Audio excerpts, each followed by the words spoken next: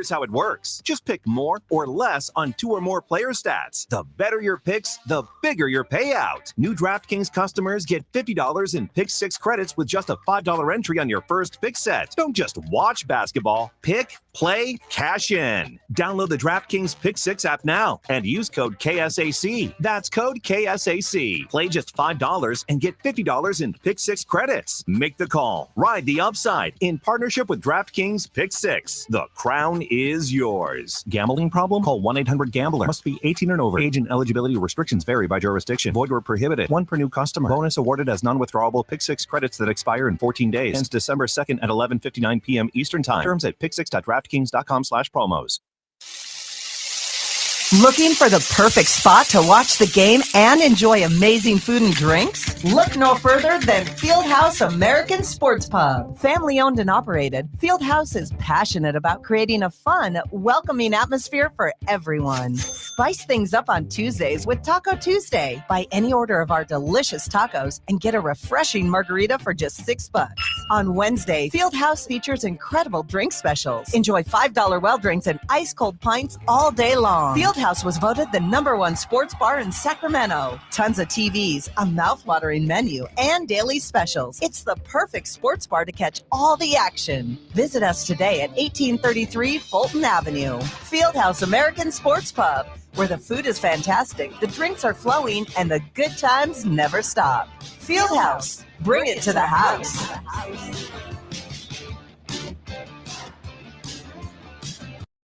For nearly all of us, our home is our biggest investment. And just as important as what it looks like on the outside is what is happening on the inside. How long has it been since you had your home's electrical integrity checked? Whether your home is 10 or more years old or even a newer build, the safe rule of thumb is to get the electrical inspected at least every 5 years. At Gabroods, electrical work is all we do. We're the area's recognized experts. Panel replacements, whole house fans, generators, solar, and more. But home inspections are what we do most often. Whether you have a difficult electrical situation or it's just time to ensure your home and family are safe, call locally owned Gabroods for our thorough 12-point expert inspection. Gabroods, serving our Northern California neighbors for more than 30 years. Gabroods, G-U-B-R-U-D-S. Call the good dudes at Gabroods, G-U-B-R-U-D-S, Gabroods.com. Listen up, guys. Are you experiencing any of the following? Fatigue, less drive, poor performance? If so, you may be one of the nearly 30 million men in the U.S. today dealing with ED. But did you know you don't have to pay hundreds for a prescription anymore? And you don't have to deal with the hassle of seeing the doctor or the embarrassment of going to the pharmacy for a certain pill. Now, with one free call, you can find out how Herbal Virility Max can help you feel like a man again. For over a decade, Herbal Virility Max has helped guys just like you put a smile back on their face with improved performance and drive. Call today and ask about our buy one, get one free offer. 800-690-8445. 800-690-8445. 800-690-8445. That's 800-690-8445. Tell your friends. Grant's back. Grant Napear is back on the Sacramento airwaves right here. KSAC 890 AM Olivehurst. K284CM 104.7 FM Sacramento.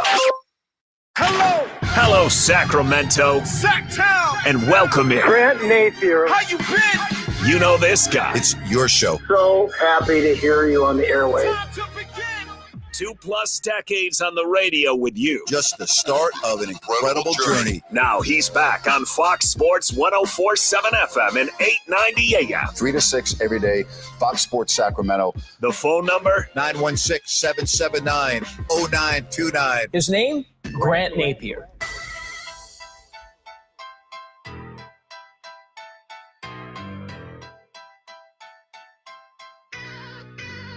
Good afternoon. Here's a question for you right out of the box. Worst franchise this century, the Raiders or the Kings? Another dreadful performance last night by the Silver and Black. How about Pete Carroll after the game defending Geno Smith? I'll get to that in a moment. So you look at the Raiders, right? This century, four playoff wins, one in 2001, one in 2002, and two in January of 2003. The Raiders have not won a playoff game since 2003. Not the 2003 season, the 2002 season that ran into January. Since then, since January 19th of 2003, were you even born then? The Raiders have played in three playoff games. One being the Super Bowl, by the way, on January 26, 2003. But since 2003, the Raiders have had two playoff appearances, both wild cards, and they lost. You know, that is really hard to do. That's really hard to do. The Kings, early success in the century, very similar to the Raiders. Both the Raiders and the Kings were knocking on the door of winning it all. 2002, the Kings, Game 7 loss at home, missed 14 free throws to the Lakers. They would go on and remain a playoff team. And then 2006 came and went by the wayward, went by the board. They lost to the Spurs. Rick Adelman was gone. And then the Kings would go all the way until 3 years ago without making the playoffs, won 3 games, lost 4 games in that 7-game series to the Golden State Warriors. So I ask you, Raiders, Kings, not all time because the Raiders would win that easily. This century, worst franchise. Kings, Raiders, 916-779-0929. Pete Carroll after the game last night, quote, I continue to really believe in him. I have no hesitation in telling you that. He's an incredible player, and he's busting his tail, and he's working really hard at it. He has not backed off one step throughout the process. He'll come through for us. When's that going to happen, Pete? When's he going to come through for you? The one interception late second quarter on a terrible decision to try to thread the needle to Brock Bowers when he clearly was not open. That's been the story of Geno Smith after a very good Week 1 performance at New England where they won that game. Can you imagine if they played New England today, how that would go? The NFL, the Raiders, horrible owner. Kings, horrible owner. Kings, Raiders, really a mirror image of one another, correct? What do you think about that? They're almost identical franchises with ownership issues, instability in the front office and coaching, the revolving door, many players who don't want to be at their respective franchises. It's the truth, right? Can you name me 2 other franchises in a sport, in a league, I should say, not a sport. Can you name me 2 other franchises in our 4 major sports, baseball, hockey, basketball, football, that have more similarities in futility this century than the Raiders and the Kings? I mean, think about it. I mean, what's the difference between the Kings and the Raiders in this century? The Kings had, I guess, a longer period of success in the beginning of this century, but that's it, okay? That's it. When you are an NFL team and it's November of 2025 and you don't have a playoff win since January of 2003, I mean, there's no other word for that other than embarrassing. And it's not like the Dallas Cowboys are some great team themselves, but the Cowboys had no problem last night in Vegas, 33-16. No problem. And the Cowboys, they're not even 500. With the win, they're 4-5-1. And they're going to have to scramble and fight to make the wild card.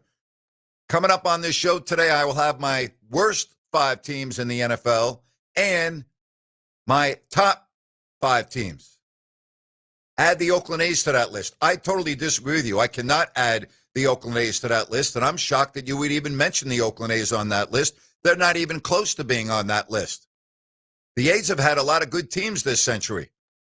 Okay? The A's have been to playoffs as a team that had really good regular seasons. So, no, I would not add the Oakland A's to that list. When you say the Oakland A's are a lot like the Raiders and the Kings, too, I guess they've been a little better, though, from the 9-1-6. Yes, they have been. They've been significantly better. Significantly better. So I don't agree with you when you look at the A's in this century. 916-779-0929. Speaking of the Kings, no Domantas Sabonis tomorrow. He has been ruled out with a knee issue. So, good luck going against the Oklahoma City Thunder. John Hollinger.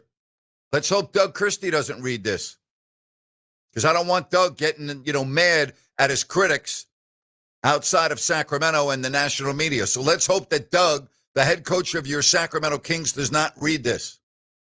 John Hollinger. Kings report midway through the month of November. He writes, I'm only putting this here on the off chance you thought the Kings would be good. So basically, if you don't work for the Kings, you can move along. Seriously, there was an idea that Sacramento could be a league average team this season. Maybe it could lean into speed and offense and cobble together a team defense that was quasi-respectable despite a lack of good individual defenders. Reality check.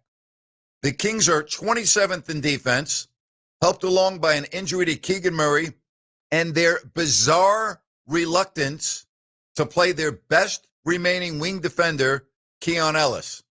They ignored all the boring but useful low-usage 3-and-D forwards on the free agent market to sign Doug McDermott and Russell Westbrook. They signed Schroeder because they didn't want Malik Monk playing point guard, but Schroeder has been a major negative so far. At least they had the right idea in a failed offseason quest.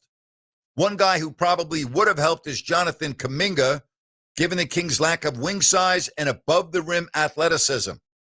But at this point, is shooting a future draft pick into the sun just to acquire Kuminga and max out a badly fitting, capped-out roster really the best move? The Kings have never had the patience for a true rebuild, but it might be time for them to cash out on Monk, Sabonis, Zach LaVine, and DeMar DeRozan and start over. They won't fetch a ton. LaVine and Sabonis are overpaid for what they are and don't have a ton of fans in other front offices, while DeRozan is 36. But I don't see an alluring alternative here. The Kings' best path forward might be to go backwards. How about that? John Hollinger, The Athletic. And again, let's hope that Doug Christie doesn't read that, because I don't want Doug to come out and bash the national media like he did last week with the fans and the media and, his negativity. So let's hope that Doug does not read this. How about that story? How about that opinion by John Hollinger? Wow. How about that? Whew. Man. And, he didn't beat around the bush about the bizarre reluctance to play Keon Ellis. That was what we were talking about every day on this show until Keon did get back into the rotation. Like, it didn't make any sense, and it still doesn't make any sense. He talks about Russell Westbrook, who, listen, Russell plays his butt off and is really good for, entertainment and all of that. But as I said, when they signed him, it made no sense. Again, it made no sense. Period. Doesn't make sense on this team. Seriously. Does not make sense. Again, let me read this. They ignored all the boring but useful low-usage 3-and-D forwards on the free agent market to sign Doug McDermott and Russell Westbrook.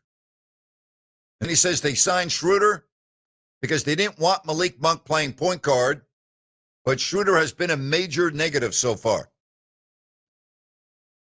Spot on, right? Is there anything that you can pick on here and disagree with? I disagree a little bit on the evaluation of Domantas Sabonis. I disagree a little bit.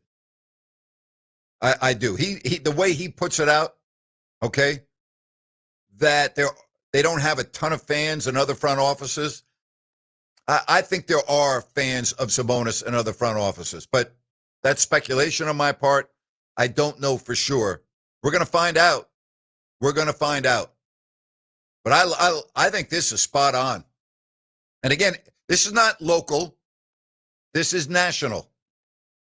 This is somebody that doesn't live in Sacramento, doesn't go to King's practice, doesn't do all of that stuff, that has eyes and is able to look at the Kings and see exactly what they need.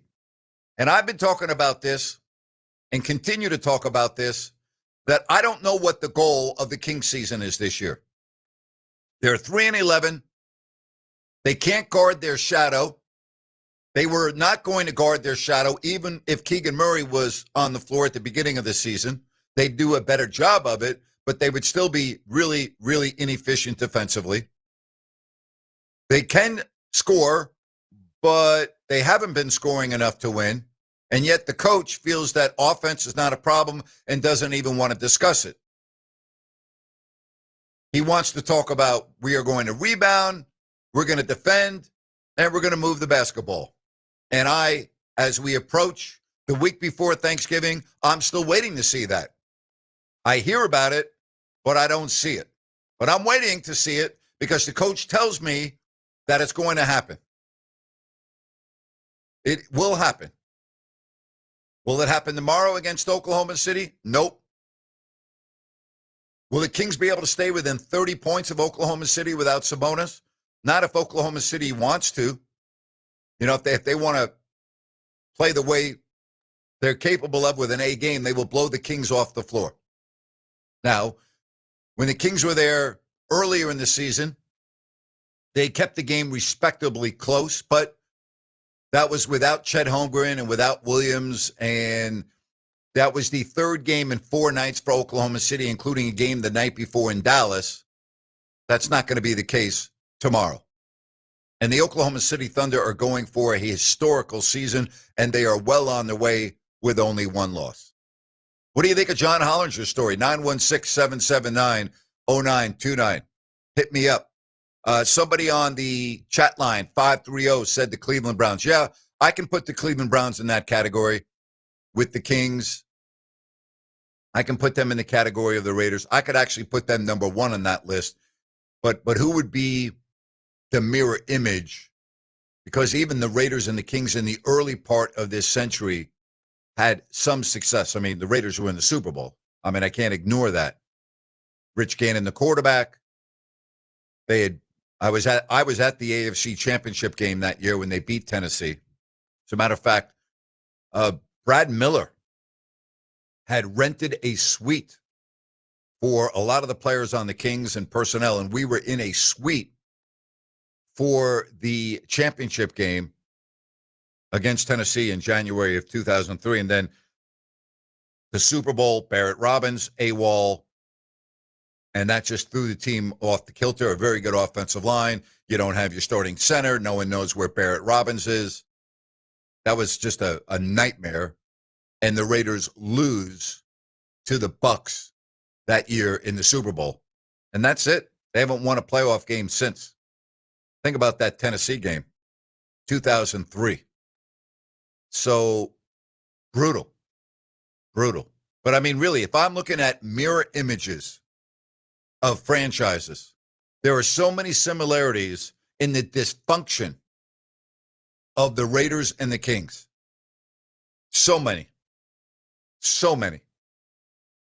I mean, when you really analyze it, it's like, wow, it's the same team. It really is. Same franchise. 916-779-0929. NBA tonight. Again, the Kings are in Oklahoma City. They get ready to take on the Thunder. Here's something else I wanted to talk about the NBA. So the league is, I don't want to use the term babying, but I'm going to just for context, okay? The league has babied their players over the last several years in terms of no 4 games in 5 nights, reduced travel.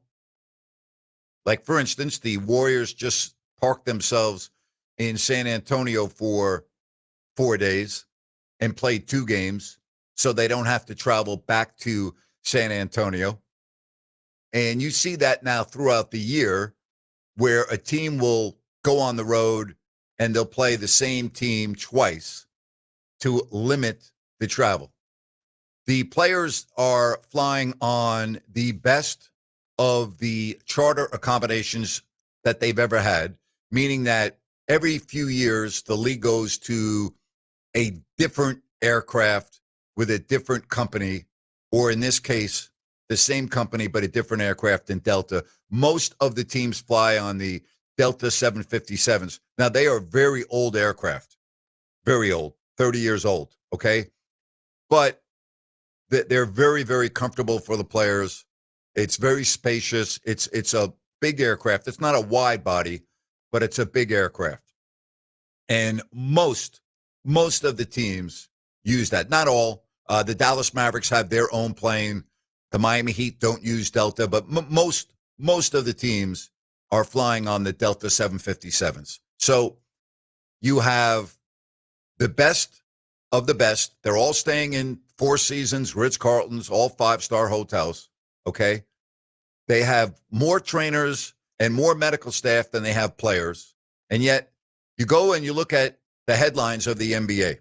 Giannis out 1 to 2 weeks with a groin strain. Castle, Spurs, out 1 to 2 weeks with a hip flexor. All right? Wembanyama out for a few weeks. I mean, we can go right on down the list. Injuries. Every day. Players out, hamstrings, calves, right? Just go right on down the list. So my question is, see, to me, and I'm old-fashioned this way, more is not better. More is not better. You can keep on adding all of the pieces of computer equipment. You can track every single step that your player takes from the second they get out of their vehicle, including walking to the bathroom. I mean, you can track all of that. And what does it mean? What does it mean? Seriously, what does it mean? I mean, if you're really going to go by that, the Chicago Bulls, who played a double overtime game in Salt Lake City, the very next night went to Denver and beat the Nuggets. Now, Kobe White did not play because the night before he was only supposed to play 22 to 24 minutes, which again, how do you come up with that arbitrary number?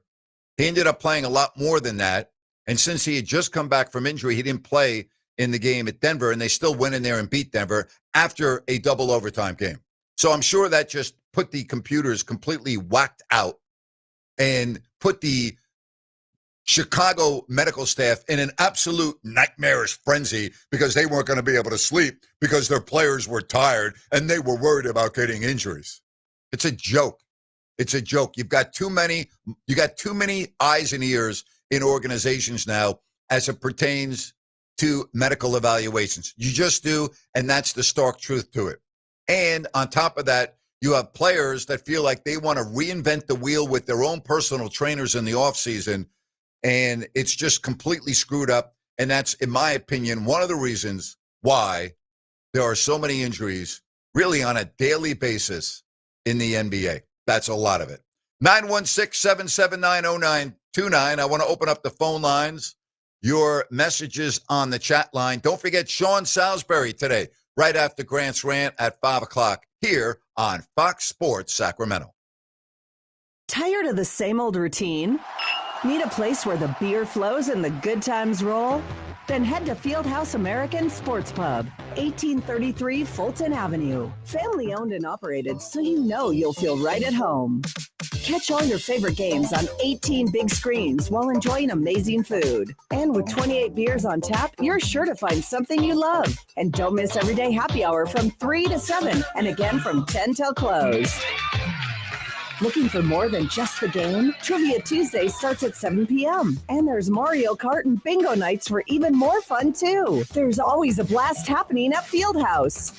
Whether you're looking for a place to watch the game, grab a bite with the family, or just unwind with friends, Fieldhouse is the place to be. Fieldhouse American Sports Pub, 1833 Fulton Avenue. Bring it to the house.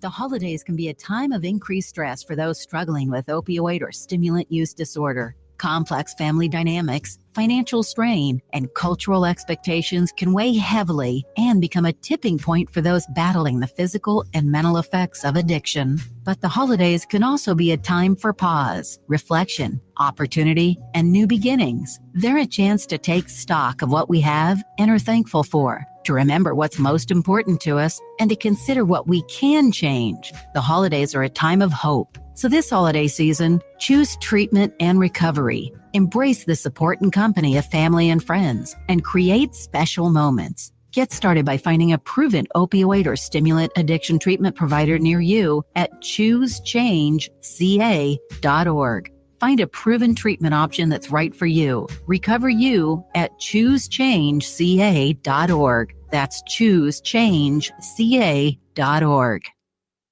For more than 4 decades, Sierra Pacific Home and Comfort has been trusted by home and business owners for their professional expertise in heating, air conditioning, and solar energy.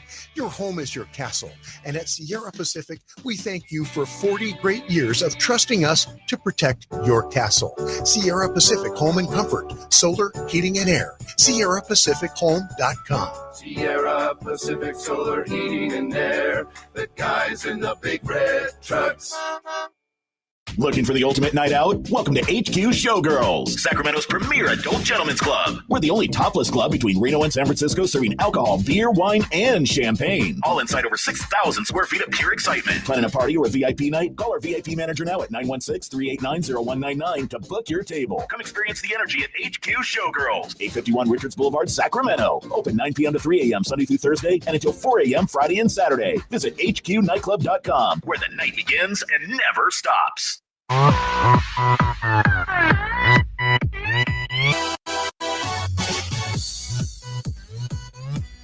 Grant Napear, Fox Sports, Sacramento.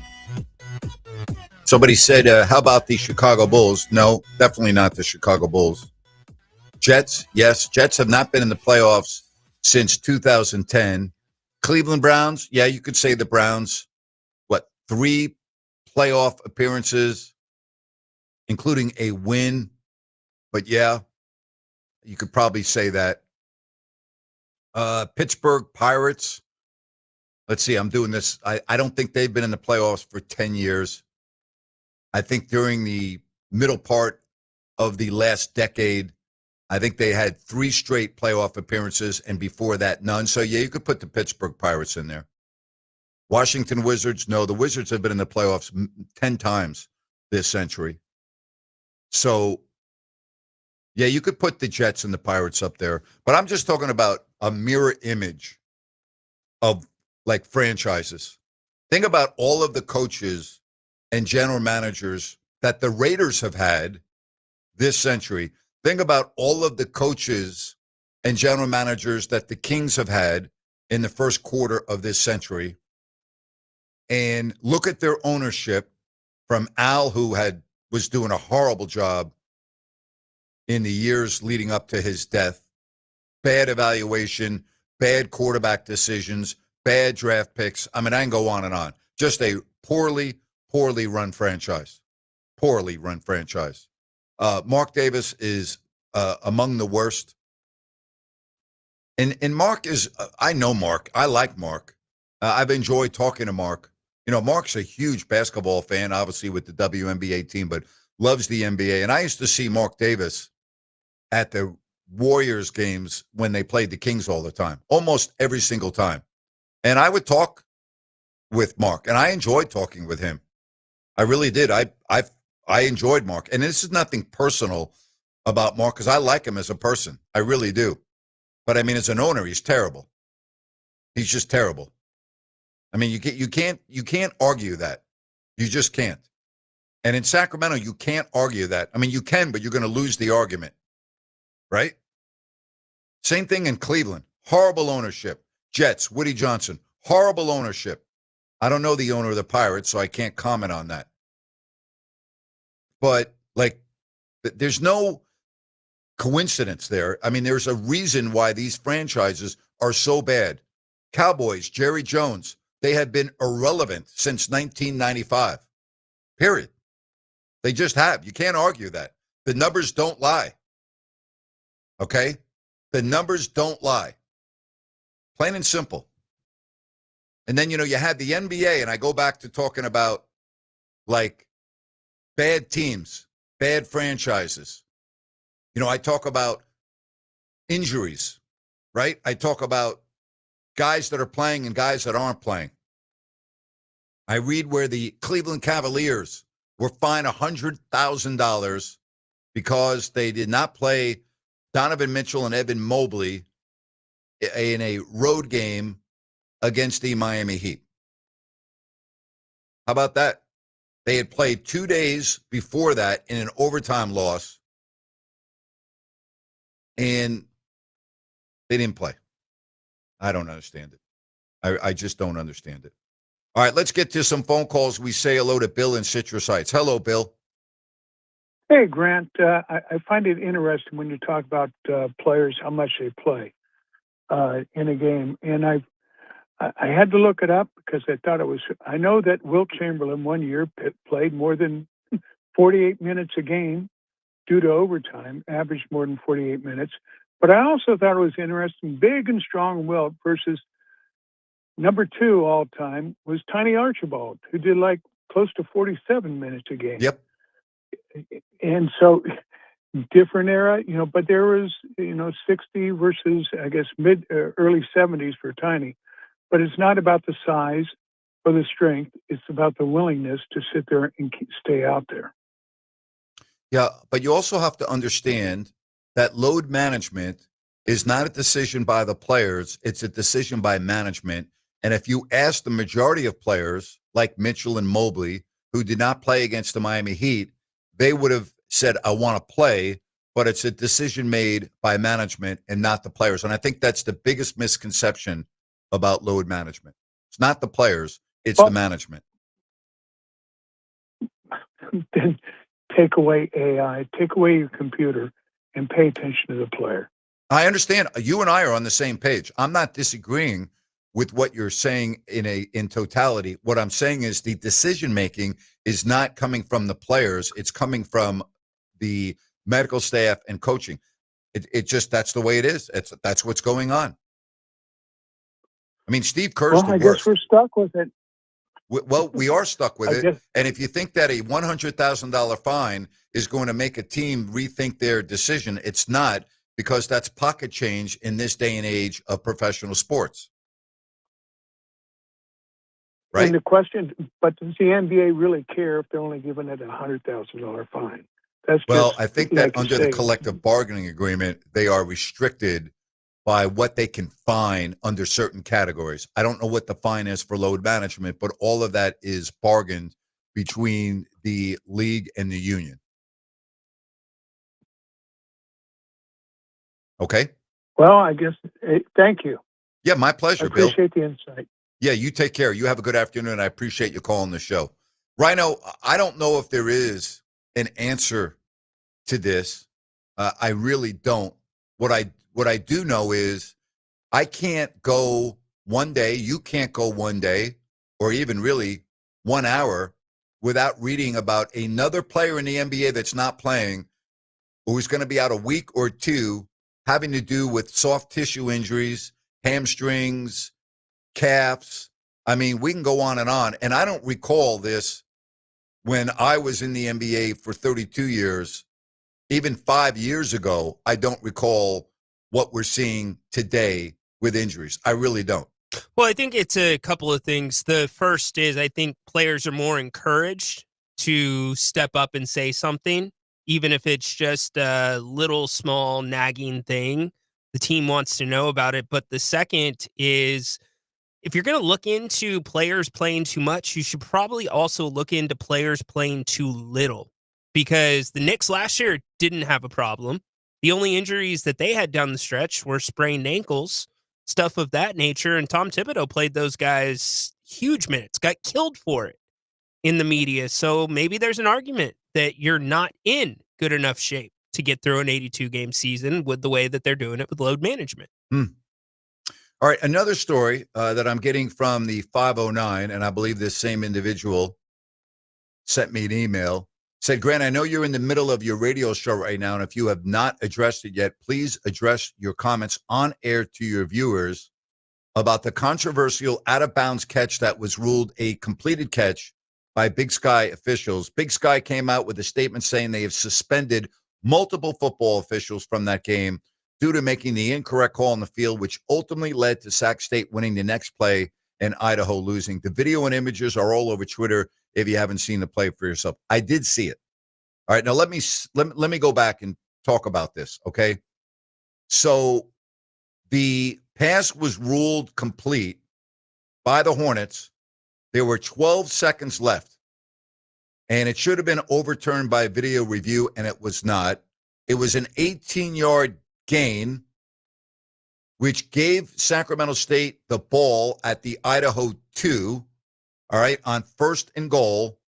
And then on the next play, Cardell Williams, the quarterback, ran it in, and the final was 23-20. The Big Sky came out, said they acknowledged the mistake, regret the mistake, and several of the officials who worked the game in Sacramento have been suspended. Now, can we just get right down to the nitty-gritty on this?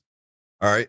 And this is not meant to be disrespectful in any way, shape, or form towards Sacramento State, okay, or Idaho or any other team in the Big Sky, okay?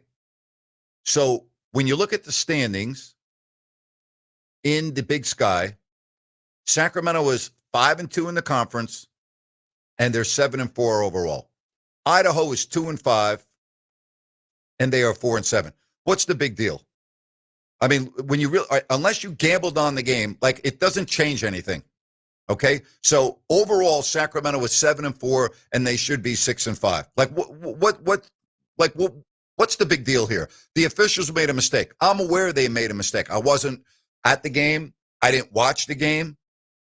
I didn't really have an interest in the game, and I still don't have an interest. So you want me to address it, and I just did. But, we're not talking about Oklahoma and Alabama, with the 4th-ranked team playing the 10th-ranked team. We're talking about Sacramento State here, okay, and Idaho. Let's not get carried away with this. Now, if it affected the Big Sky championship standings, okay, like if you were going to say, gee, Sacramento State now has a chance to finish on top of Montana or Montana State, you and I both know that can't happen and will not happen. And so on a scale of 1 to 10, this is about a 3 for me. I mean, it really is. So I wanted to ask you, because you brought it to my attention, and thank you for doing so. It is a local story. What's the big deal? Like, why are you hammering me with this? Like, do you think this is being talked about all over Sacramento? No, it's not. You know why? Nobody cares. I mean, I'm sorry. Nobody cares. You want to really get right down to it? Nobody cares. You want to know why nobody cares? Because it doesn't change anything. So the officials made a mistake. I see officials make mistakes all the time. I see sometimes officials cost teams games because of their errors. It's part of sport. It's unfortunate that it happened. It shouldn't have happened because it was clearly an incorrect call. Clearly. But I mean, if you really want to analyze it and get right down to it, like, unless you gambled on the game, can you even gamble on, this? Is it? I don't know. I guess you can. You can gamble on what time the sun rises. So I guess you could gamble on Sacramento State and Idaho State and Idaho. Was it Idaho State or Idaho? I can't even. I'm losing my freaking mind. It was Idaho. 23-20 was the final. Okay. So, like, what's the big deal? It's a big deal if you're one of the officials and you've been suspended and you may not work anymore. That's a big deal. But, like, on the totality of the Big Sky Conference, it doesn't change anything. Period. It might make the players on Idaho, thoroughly upset. It might, bother them. Whatever. Okay. But you know what I would say to Idaho? You know what I would say? Very simple. I would say, you're 2-5 and you're 4-7. Shut up. That's what I would tell them. Go away. That's exactly what I would tell them. Go away. That would be my message if they're complaining that they got screwed in Idaho. So what? You're 2-5 instead of being 3-4. You still stink. You're still a non-issue in the Big Sky. Nobody talks about you. Nobody cares about you. Nobody even knows where you play. Okay? So go away. That would be my message. Plain and simple. Go away. What do you think about that? 916-779-0929. Village Financial Group. I love talking about Spencer, the broker owner. 25 years I've known Spence. That's when he began his family-owned business. And with interest rates at or below 6%, the market is really starting to move. And there are many properties available. And you can take advantage of this great opportunity. Whether it's a home equity line of credit, buying a home, selling a home, Spence is a financing specialist, very creative, and he has access to private money. Trust, experience, it's all there for you with Spence. Call him or text him at 916-805-4868.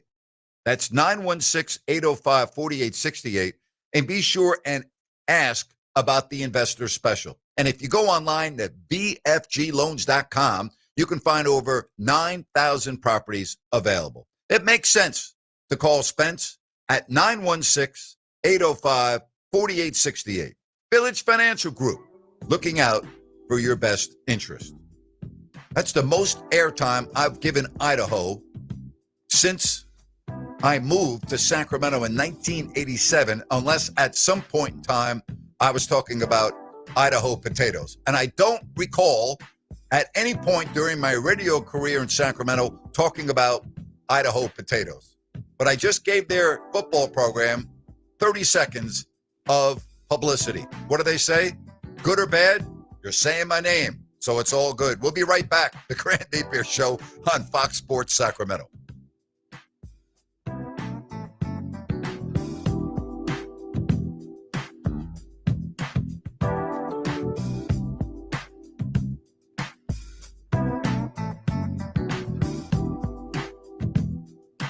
Fox Sports traffic as we take our first look at the roadways. Not bad throughout most of the Sacramento area. Disabled vehicle off to the shoulder of I-80 westbound at Watt Avenue. So give yourself a couple of extra minutes until a tow truck gets on scene to remove them. I-5 southbound from Garden Highway down to about, let's call it 34th Street.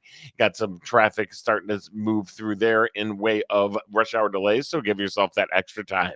With twice an hour traffic, I'm Andy Bass for Fox Sports Sacramento. Looking for the perfect spot to watch the game and enjoy amazing food and drinks? Look no further than Fieldhouse American Sports Pub. Family owned and operated, Fieldhouse is passionate about creating a fun, welcoming atmosphere for everyone. Spice things up on Tuesdays with Taco Tuesday. Buy any order of our delicious tacos and get a refreshing margarita for just $6. On Wednesday, Fieldhouse features incredible drink specials. Enjoy $5 well drinks and ice cold pints all day long. Fieldhouse was voted the #1 sports bar in Sacramento. Tons of TVs, a mouthwatering menu, and daily specials. It's the perfect sports bar to catch all the action. Visit us today at 1833 Fulton Avenue. Fieldhouse American Sports Pub, where the food is fantastic, the drinks are flowing, and the good times never stop. Fieldhouse, bring it to the house.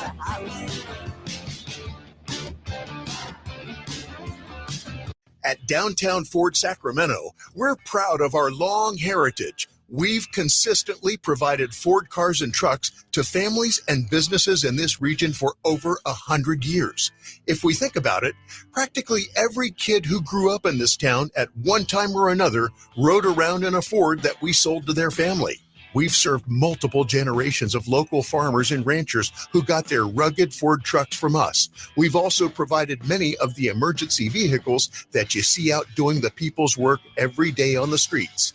All of us at Downtown Ford, from our top-notch service department who keep your Ford running like new, to our dedicated finance team and the guys and gals in our showroom, we thank you for generations of love and loyalty to us.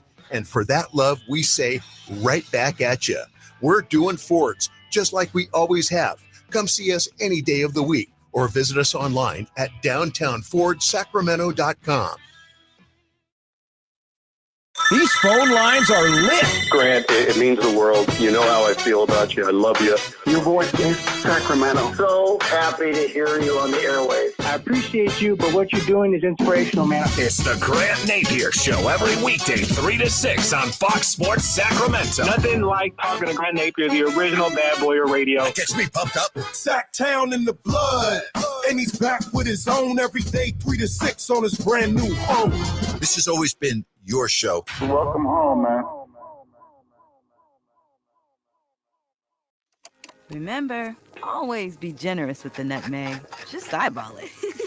Okay. Mom's wisdom has served you well, but now it may be your turn to guide her. Hey, I'm worried about Mom. She keeps forgetting her famous sweet potato pie recipe. Some things come with age, sis. And some don't. Knowing the early signs of Alzheimer's in a loved one will help you make the best decisions for your family. Visit 10signs.org to learn the signs. Brought to you by the Alzheimer's Association and the Ad Council. Snakes, zombies, public speaking. The list of fears is endless. But the real danger is in your hand when you're behind the wheel. Distracted driving is what's really scary and even deadly. Eyes forward. Don't drive distracted. Brought to you by NHTSA and the Ad Council.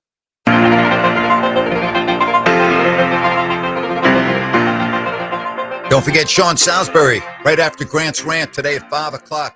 Next hour at 4 o'clock, my worst 5 teams in the National Football League. Later in the show, my best 5 teams, my top 5 teams in the NFL. So, Rhino, in my last segment, I was talking about what happened in the Big Sky. I was unaware of this. You were telling me that call and the ensuing touchdown did not affect the line on that game? No, it did not. The line was anywhere between 5.5 and 6.5 points in favor of Sac State, and the over-under was 59.5 total points. So it didn't affect anything other than the standings, which still, it doesn't really change anything in the conference. So it's a mistake by the officials. Yes. It cost them maybe their jobs. Yes. They've been suspended, but other than that, it's not a big deal. Please know, ESPN or anybody else reputable that's covering that would have notated had that affect the spread. That's a great point. That's a very good point. Now, had that affected the spread, then I would understand why I would have heard about it before this individual alerted me, both on the text line. Although, in all fairness, I did see it somewhere on social media.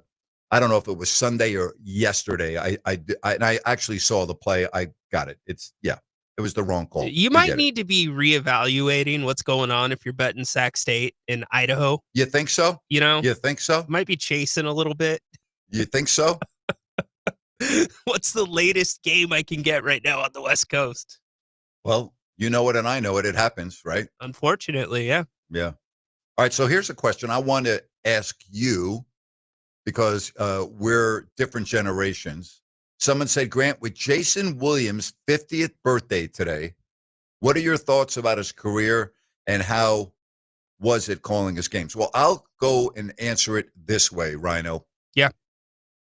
When he had the ball in his hands, you knew something incredible could happen at any time, and you never took your eye off Jay Will when he had the ball, because he was going to do something unorthodox, and he was going to do something that you had not seen before, unless you were alive like I was to watch the great late Pistol Pete Maravich. What about you? I'll take it a step further. He crossed over a different style of basketball that was really popular in culture, pop media, whatever you want to call it, like the And One mixtapes that were underground, and then And One became a thing, and they're touring, and you always kind of put them in the category of the Harlem Globetrotters, right? Those guys aren't good enough to play pro basketball. Now, Jason Williams was much better than them, but it did open up a route for some of those guys to get into the NBA, like Rafer Austin, who played for, I believe, Houston. I think, what was his nickname? I can't. Skip to my Lou, maybe was his nickname. Mm-hmm. But I think so. It also put a focus on ball handling. It put some new excitement, a little bit of sugar on something that was seen as a little bit bland back then. I remember that when I was asking Jay Will, where are you from in West Virginia? Bale. Bell? Bale. Bill? Bale. I go, whoa. Dude, spell it for me. B-E-L-L. Bell. No, Bale. You're from Bale, West Virginia? Yeah, you got it. Bale. And we're on the bus in the preseason. And he's sitting one row behind me. We're talking a little bit. And it was just a postcard type of a day, driving through Berkeley, no cloud in the skies. And it was probably roughly 5 o'clock. And I'm looking out. We're on the right side of the bus. So we're looking out over the bay. You can see the city. You can see the Golden Gate Bridge. And I turn around and look at Jay Will, and he's looking at that. I go, you ever seen that before? Nope. Can't say I have. I go, first time in the West Coast? Yeah. Nope. He's like, wow. I go, yeah, that is a wow scene, isn't it? And he said, wow. I'm like, wow? He goes, yeah, wow. You know, he had a really, that thick West Virginia accent. I loved it. And he was one of the funniest individuals that you would ever be around. He was constantly pranking his teammates, constantly joking, and was the king of junk food. I used to see Jay Will an hour before the game eating chicken fingers, cheeseburgers, like junk food galore an hour before the game. Yeah, incredible. But what was it like to call his games? It was special. It was like, wow. And you never knew what was going to happen. And as an announcer, it really kept you on your toes. On TV, you see it. Whereas if I were calling the games on radio, and I did call games that he did on the radio when G-Man couldn't do it and the game was not televised, sometimes it was difficult to really be descriptive to a point where if you were listening on the radio, you knew what he did, because I had never seen some of the things that he had done. In other words, and so, you know, describing them took some, I guess, I don't know. I'd have to make up stuff, not like make up what didn't happen, but I have to make up words and expressions just to describe how incredible he was on the floor. Is there a certain play that sticks out to you? Yes. From him? Yeah, the play up at Seattle when he was going against the best defender in the NBA and one of the best defenders of his generation, in Gary Payton. And I made the comment on TV that he left Gary Payton standing in his underwear. In his underwear. The glove left in his underwear. That's correct. Yep. Obviously, I did it with a little bit more enthusiasm than I just described here. Yeah. But I went crazy. It was a crossover dribble that had Peyton off balance and stumbling. It's on video everywhere. He was on the right side of the floor, coming down, did a little bunny hop, crossed over on Peyton. Peyton got it crossed up and stumbled and left Peyton. To this day, I think that's probably as bad as Gary Payton's ever been faked out in his NBA career. And Peyton was, as you said, the glove. He was the best on-ball defender, the best defender at the point guard position in the NBA for years. I don't remember anybody doing the bunny hop before Jay Will. Yeah, he did it with the dribble, behind the back, with like all types of things. Nobody could do that. Nobody. He was fun to watch, and he was fun to be around. And he also was very, I don't think anyone would have a problem with me sharing this story. So I'm at the airport flying commercial to LA because I got to get down there to do my radio show first. Okay. And it was the day before the game. And the Kings were flying out that afternoon, but I had to leave earlier because I had to be at a studio in LA. And his girlfriend, maybe fiance at this time, since married, is on the same flight as I am. And I'm sitting with her and we're talking and she's kind of disheveled and everything. I go, are you okay? She goes, I'm so upset. I'm like, what do you mean you're upset? She goes, well, and they lived at the most prestigious neighborhood in Granite Bay. All right. They lived in the number one neighborhood in Granite Bay. And she goes, I'm just so upset at Jason. I said, why? She said, we have no power, no electricity.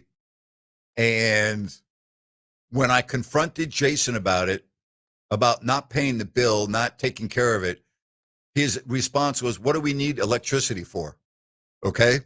Because like he was a country boy through thick and thin and really said, what, we're okay. We're good. Don't worry about it. We're going to be fine. It's not a big deal. Like, could you imagine losing power in your house and, telling your significant other or whatever, oh, it's not a big deal. We're going to be okay. Right.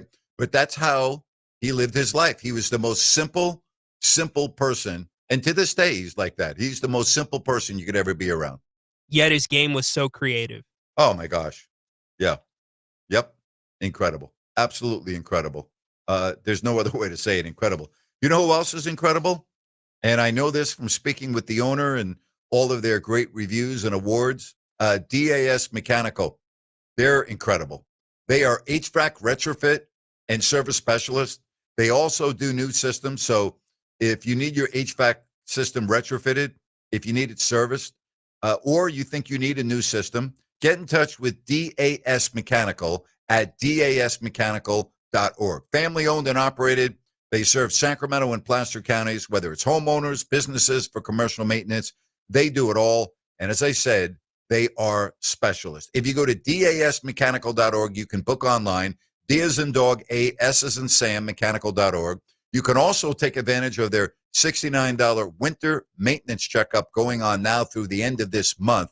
And as I said, when you go to book online, spend a moment or two and look at all of their 5-star reviews and their numerous best of the best awards. When it comes to HVAC retrofitting, service, right? When you need it done, when you need a new system, anything to do with HVAC, yeah, get in touch with dasmechanical.org. That's dasmechanical.org. Don't forget, in a couple of moments, my bottom 5 teams in the NFL. And by the way, from the 209, thank you very much for alerting me to the fact that it's Jay Will's 50th birthday. I was not aware of that. Jason Williams from Bale, West Virginia. Some great players in the history of the NBA. The logo, Jerry West from West Virginia. The great Hot Rod Hundley from West Virginia. Jason Williams, Randy Moss, best friends in high school, right? Growing up together. So, but when you think of the logo, Jerry West, a West Virginia product. Amazing. Grant, what do I think of the Kings' talent level, strictly an objective level compared to the teams at their level, Phoenix, Utah, Clippers? I think in terms of just talent, they have more talent than Phoenix and Utah. I'd have to analyze the Clippers roster, but clearly I think they have more talent than Phoenix or Utah, but they don't play like a team like Phoenix and Utah. They don't play with the spirit that Phoenix and Utah have. They don't play anything like that, in my opinion. My worst 5 teams in the NFL next here on Fox Sports Sacramento.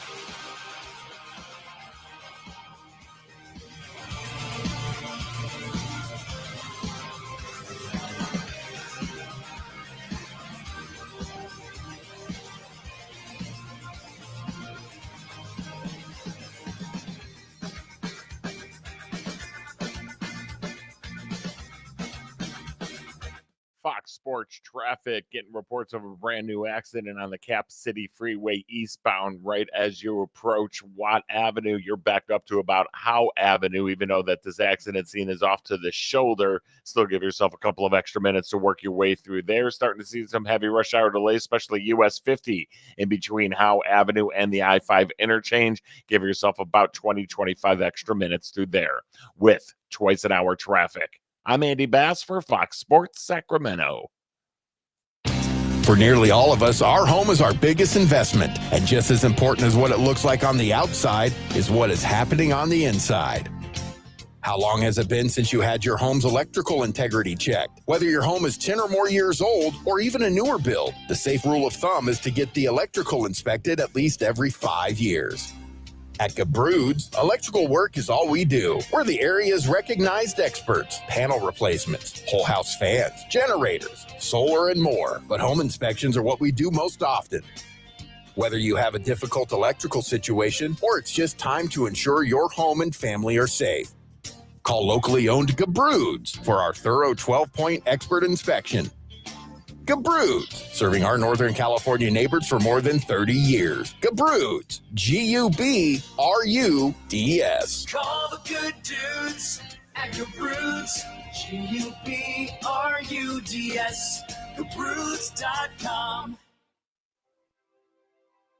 The holidays can be a time of increased stress for those struggling with opioid or stimulant addiction. They can also be a time for pause, reflection, opportunity, and new beginnings. This holiday season, choose treatment and recovery. Embrace the company of family and friends and create special moments. Find a proven opioid or stimulant addiction treatment provider near you at choosechangeca.org. Okay, we are running a car drive right now to help veterans all across America. So if you have an old car, truck, or van, even a motorcycle or an RV sitting around, you can right now give it away and help the vets. They really need your help. And your car will help support the vets and their families. And guess what? You even get a tax donation. Plus, we'll even come and pick up your car for free. And all you've got to do is pick up your phone right now and make a free call. Now is the perfect time to do something good for the vets. Give back to the vets right now for all they've done for this country. And your old car can really help them. So call the Veterans Car Donation Program right now for free pickup of your vehicle. Help the vets and help your taxes at the same time. Call right now. 800-598-0539. 800-598-0539. 800-598-0539. That's 800-598-0539. Grant Napear is back every weekday afternoon, 3 to 6. This is Fox Sports, KSAC 890 AM Olivehurst, K284CM 104.7 FM Sacramento.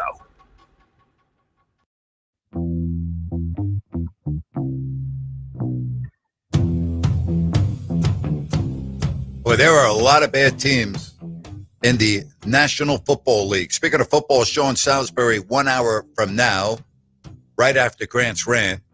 We saw one of the real bad teams last night on Monday Night Football in the Raiders. They're not the worst team in the NFL. They're not the worst team. They look like the worst team every time I watch them play, but they're not. They've lost 4 in a row. But there's a team that's worse than the Raiders, and that team plays in Nashville. The good news is my youngest son, who lives in Nashville, works at the ABC TV station there, can get tickets on the cheap, and he loves going to NFL football. So it's good news for him because he has no problem going to the games. So that's good news, and he can walk to the stadium from where he lives, which is good news too. So the team that is the worst in the National Football League, the Tennessee Titans, at 1-9. They have lost 5 in a row. They have a point differential of minus 130. How bad is that? Well, it's the only team of the teams that I'm going to mention that have 3 digits in the point differential. So the Tennessee Titans, in a landslide, the worst team in the National Football League.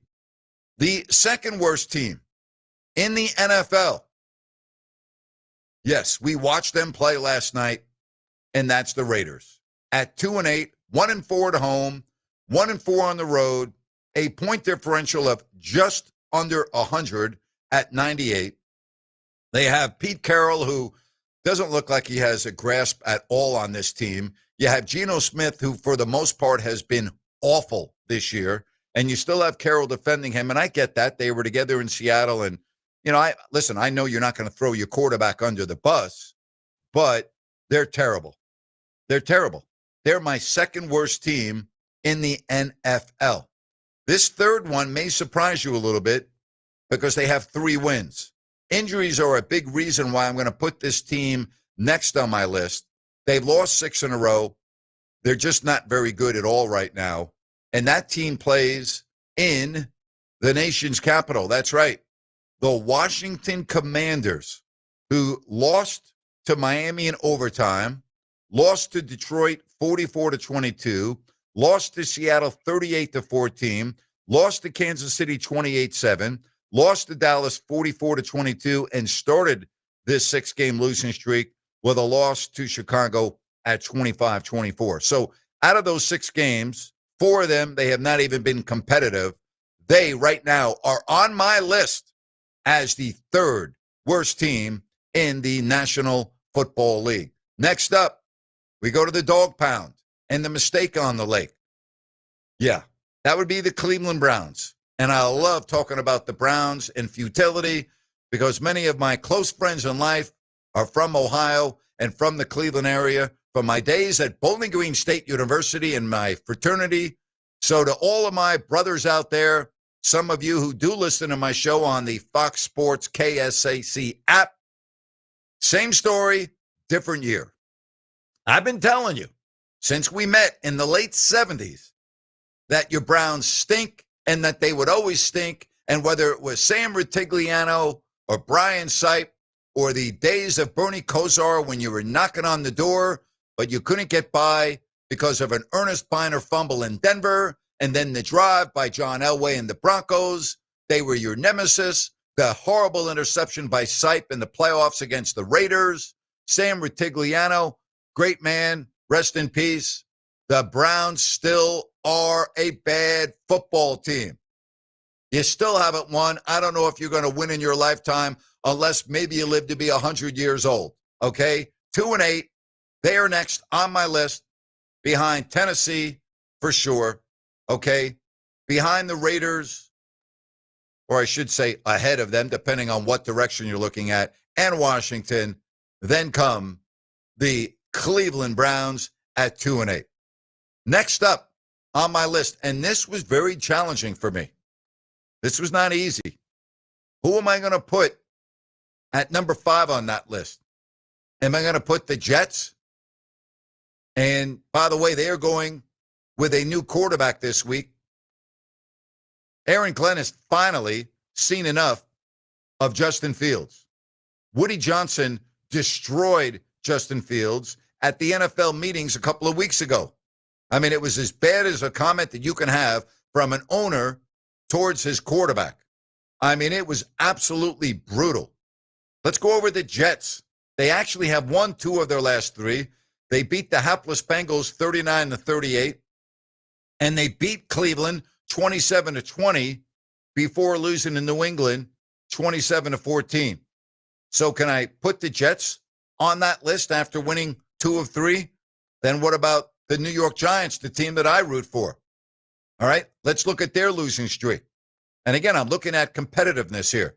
They had the fourth quarter lead against Green Bay. With just a couple minutes left, they had the lead. And once again, their defense melted.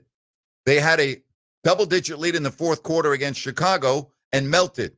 They didn't play well against San Francisco, didn't play well against Philly, destroyed Denver, and somehow managed to blow a 26-8 lead or whatever it was with 6 minutes left to go in a game and lost that. And the week before that, they beat Philadelphia 34-17.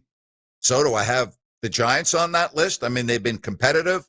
They've been in the lead with only a couple minutes left. Or do I put New Orleans on that list That's 2-8. I mean, if I'm going to look at the Saints and I look what they've done, well, gee, they just beat Carolina 17-7. They lost to the Rams 34-10. They lost to Tampa 23-3. They lost to Chicago 26-14, and they lost to New England 25-19. But they beat the Giants 26-14 back on, what was it, the 9th, 5th? It was the first week of October, whatever that was. Couldn't have been the 9th. I think it was maybe the 5th or the 6th. So I'm having a real hard time here coming up with the team that I put at number 5.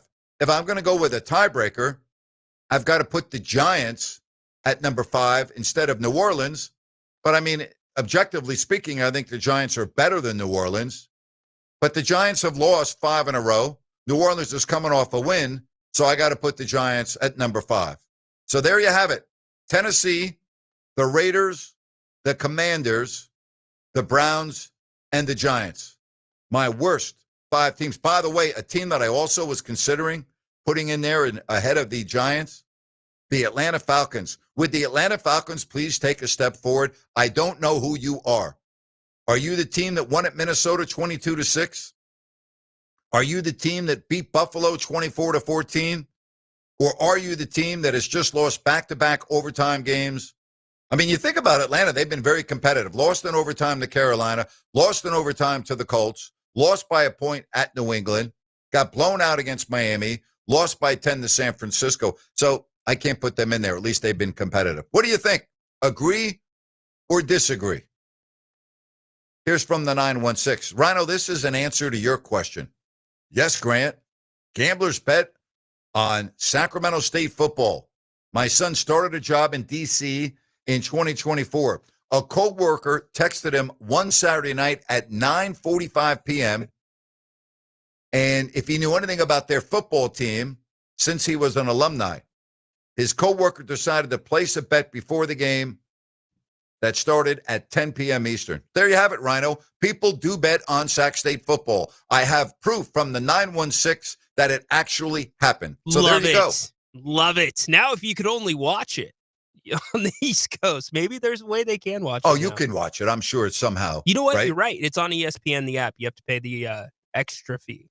But Yeah, yes. see, you can watch anything at any time, anywhere in the world now. Did you not know that? No, I do. It's just a matter of how much you're willing to pay for it. But do you think that person, here's my counter question to the 916, did the person watch the game or did they just take the bet?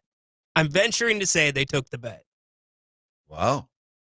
I would go with the latter. I would believe that's exactly what happened. So, all right, I want to ask you, Mr. Wrestling fan, Yes. Mr. WWE Psycho Man. Psycho. Do you make anything out of Cam Scatterbo being involved in a wrestling bit yesterday? Personally, I think it's no big deal. People making something out of nothing. Danny, I don't think it's a big deal either. He was not on his injured foot.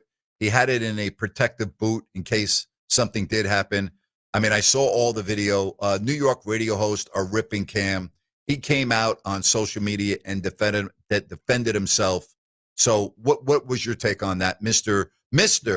WWE fanatic? Because that's what I'm going to call you, a fanatic of the WWE. Would that be accurate to call you a fanatic? I don't think fanatic is the right word. I would like to say more along the lines of expert or insider. I would like that better, because I do have some. Okay, so what ins did you with the think of what you saw at Madison Square Garden with Cam I Scatterbo? thought it was perfectly fine. It's Okay, me exactly too. why he was there. It's to fire up the crowd. It's exactly who Cam is. For those that don't know, Tyrese Halliburton has been bumping around a WWE ring after his injury. You've seen Jalen Brunson after an ankle injury there. So, yeah, it was completely fine. It was for the Madison Square Garden crowd. It was John Cena's final time in SMG. So, yes. And he was wearing Scatterbo, the jersey of a New York Rangers tough guy who is always fighting. So, it was perfect for that event. It was John Cena's last time at Madison Square Garden? Yes. It's his Really? final. Yeah, he's on his retirement tour. So they added another date, but his final match is mid-December. How about that? Yep. You know that my dad took me and my brother to Madison Square Garden back when I was under 14. And the reason why I remember it vividly is we were walking off the escalator to MSG into the actual where you hand your tickets to the usher. And the usher looked at my dad and said, "Is he 14?" And my dad's never lied in his life. You know what I'm saying? Yeah. Like my dad was the most honest man in the world, and I was 13 or 12 at the time. And I don't know if my dad responded, but the usher gave my dad a wink and said, "Have a good time." I didn't realize it. My dad did not realize it. But to go to that event back then, this would have been, let's say I was 12. Now I'm gonna give you a time frame of the early 70s. Gorilla Monsoon. Yeah. Okay. You had to be 14 to go to the WWE back then, and I was not 14. Well, back then there was that gray area. Is it scripted or not scripted? I'm not going to use real or fake because, yes, there's predetermined outcomes, but it doesn't change what they're doing to their bodies. But, yeah, that makes sense because it's a fight, right, Grant? Back in those days, you think you're watching two guys fight. Yep. 209, I'm sure the Giants had approved that to happen with Cam. I don't know if they did or did not. You know, I don't know. I think they would have to approve, like, if you were going to get in the ring. That was... Oh, yeah, for sure. That was just that was a dust-up. That was nothing more. He had his knee up, Grant. He was fine. He was on and not only that, his rehab's going very well, by the way. He showed it on social media, but he also had his foot in a protective boot on top of everything else. Right. But his foot was not on the ground. No. So, and I don't know if you noticed it, he had someone right behind him. Yes. To prevent him from, having any type of a fall. 100%. You know what is so polarizing to me? That somebody from Rio Linda, California could absolutely take over the Big Apple It's in amazing. a way that he has. It's unbelievable. It really is. It's incredible. And played at Sacramento State before going to Arizona State. But you're right. Think about that. Rio Linda, okay, a player that nobody wanted in college, let's just call it the way it is, had to go to Sacramento State and then at Arizona State, and now has taken over New York by storm. Think about that. Grant, it's almost as if on Jason Williams' 50th birthday, imagine if Jason would have ended up with the Knicks and MSG. Oh, well, remember when Jeremy Lin was with the Knicks? Jeremy Lin, who was a journeyman player, let's just call it the way it is, took over the city of New York, unlike anything that I've seen, and I'm from New York and grew up with a lot of stars and had incredible memories at Madison Square Garden. But if you talk about the history of Madison Square Garden and players that were not superstars or not all-stars, that to this day, if you bring up their name, sports fans in New York go, "Oh, yeah, of course." Jeremy Lin is at the top or near the top of that list. No doubt about it. That was magic personified for a few weeks. Even when they went on the road, too, it took over. It was incredible. The opponent's buildings, the game he had against Kobe. You know, Mike Bibby was on that team, Grant. How about that? How about that? I'd have to ask him about that. Do you know that when Jeremy Lin, I've told this story, but if you missed it, I was doing a game at the height of Linsanity. And I've talked about walking down the streets of New York and everyone not wearing Carmelo Anthony jerseys, Jeremy Lin jerseys. Modell Sporting Goods on 42nd Street, huge store, in their window. Nothing but Jeremy Lin jerseys everywhere. Everywhere. Everywhere. And the excitement level, the energy that night at Madison Square Garden in the 32 years that I announced the game at MSG, I believe that was the most energy, the most excitement that I can recall in my 32 years of calling games at Madison Square Garden. That was number one on the list, more so than at any other time that I did the Knicks during the 32 years. Incredible. Yeah. Absolutely Someone incredible. said Aaron Judge has a similar story to Cam Scatterbo, local kid from small town taking over New York. Great point. Great point. Yep. Yes, he did. Did you? So it's pretty amazing. Did you happen to see Steve Kerr's thoughts on injuries in the NBA yet? I did not. Well, let's get to that next segment. Okay, I would love to do that. Next segment, we'll do that. But I want to tell you first about DAS Mechanical. And after meeting with Nick Delancey, their owner, back in August, I understand why DAS Mechanical is as good as they are when it comes to HVAC retrofitting and service, because I just looked and read all of their 5-star reviews. And that doesn't happen by accident. And their awards doesn't happen by accident. When it comes to HVAC retrofitting and service, they are specialists. They also do new systems, homeowners, businesses for commercial maintenance, serving Sacramento and Placer counties. Go to their website, dasmechanical.org. Now, you can schedule everything online, D as in dog, A, S as in Sam, mechanical.org. And they will walk you through every step of the process. So nothing's going to be done without you understanding it. They're going to explain it all to you. And, you know, if you happen to need a new system, they'll give you a lot of options. And when it comes to financing, they have many options, including 0% interest for 18 months. And right now, take advantage of the $69 winter maintenance check.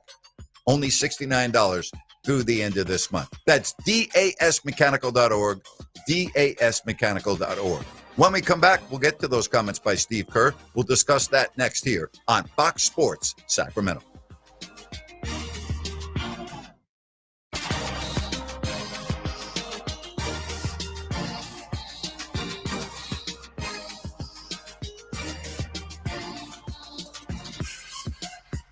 Fox Sports traffic as we take another look at the roadways. Still dealing with that accident on the Cap City Freeway westbound right at Watt Avenue. Give yourself a couple of extra minutes through there. And also working a brand new problem off to the shoulder of the off-ramp from Cap City Freeway to Fulton Avenue. So got a couple of problems on the Cap City Freeway. And let's chop it off with a disabled vehicle right at N Street, blocking the center lane. So if you can avoid Cap City Freeway, do so.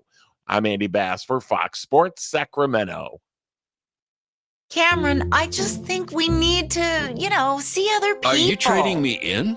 No. A trade-in is what I'm getting from Kitchen Mart. A trade-in. Right now, Kitchen Mart's offering a $750 credit when you trade in your old kitchen countertops for something worth showing off, like granite, marble, or solid surface. I'm not worth showing off? Not like the stunning new quartz countertops Kitchen Mart just installed for Karen and Tom. Huh. Durable, easy cleanup, made their kitchen look brand new. And Kitchen Mart gave them a $750 trade-in credit to haul off their ugly old tile and grout countertop. You're dumping me. That's harsh. You want me to wait till I get the new countertops from Kitchen Mart? At least hold off till Wednesday. I'm seeing Susan.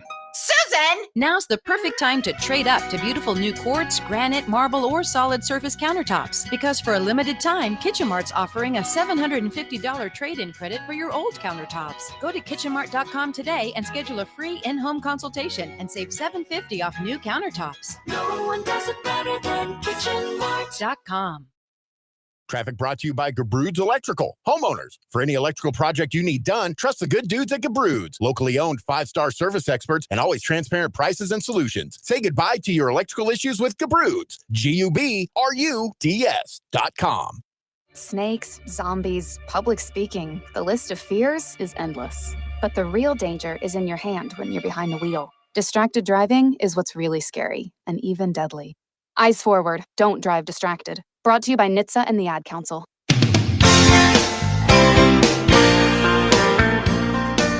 All right, so the Warriors are on an extended road trip. They're in Orlando. And Steve Kerr was talking about the injuries that I discussed in the first hour of the show. And he makes some very good points. He said, quote, the Warriors medical staff believes that the wear and tear, the speed, the pace, the mileage is factoring into these injuries. Quote, across the league, everyone understands that it's easier to score if you beat the opponent down the floor, get out in transition. But when everybody's doing that, the games are much higher paced. Everyone has to cover out to 25 feet. because everybody can shoot threes. We have all the data. Players are running faster and further than before. We're trying to do the best we can, but we basically have a game every other night. It's not an easy thing to do. Now, Kerr, he's been one of those that have really campaigned for a shorter season, like 72 games, thinking that that is going to make a big difference. Quote, we literally haven't had a single practice on this road trip. Not one. We've been gone a week or longer. 8 days, not one practice. It's just game, game, game. So not only is there no recovery time, there's no practice time. What was different back in the day, you did have 4 games in 5 nights, which was not great, but then you'd have 4 days between games. You'd take a day off and have a couple of good practices.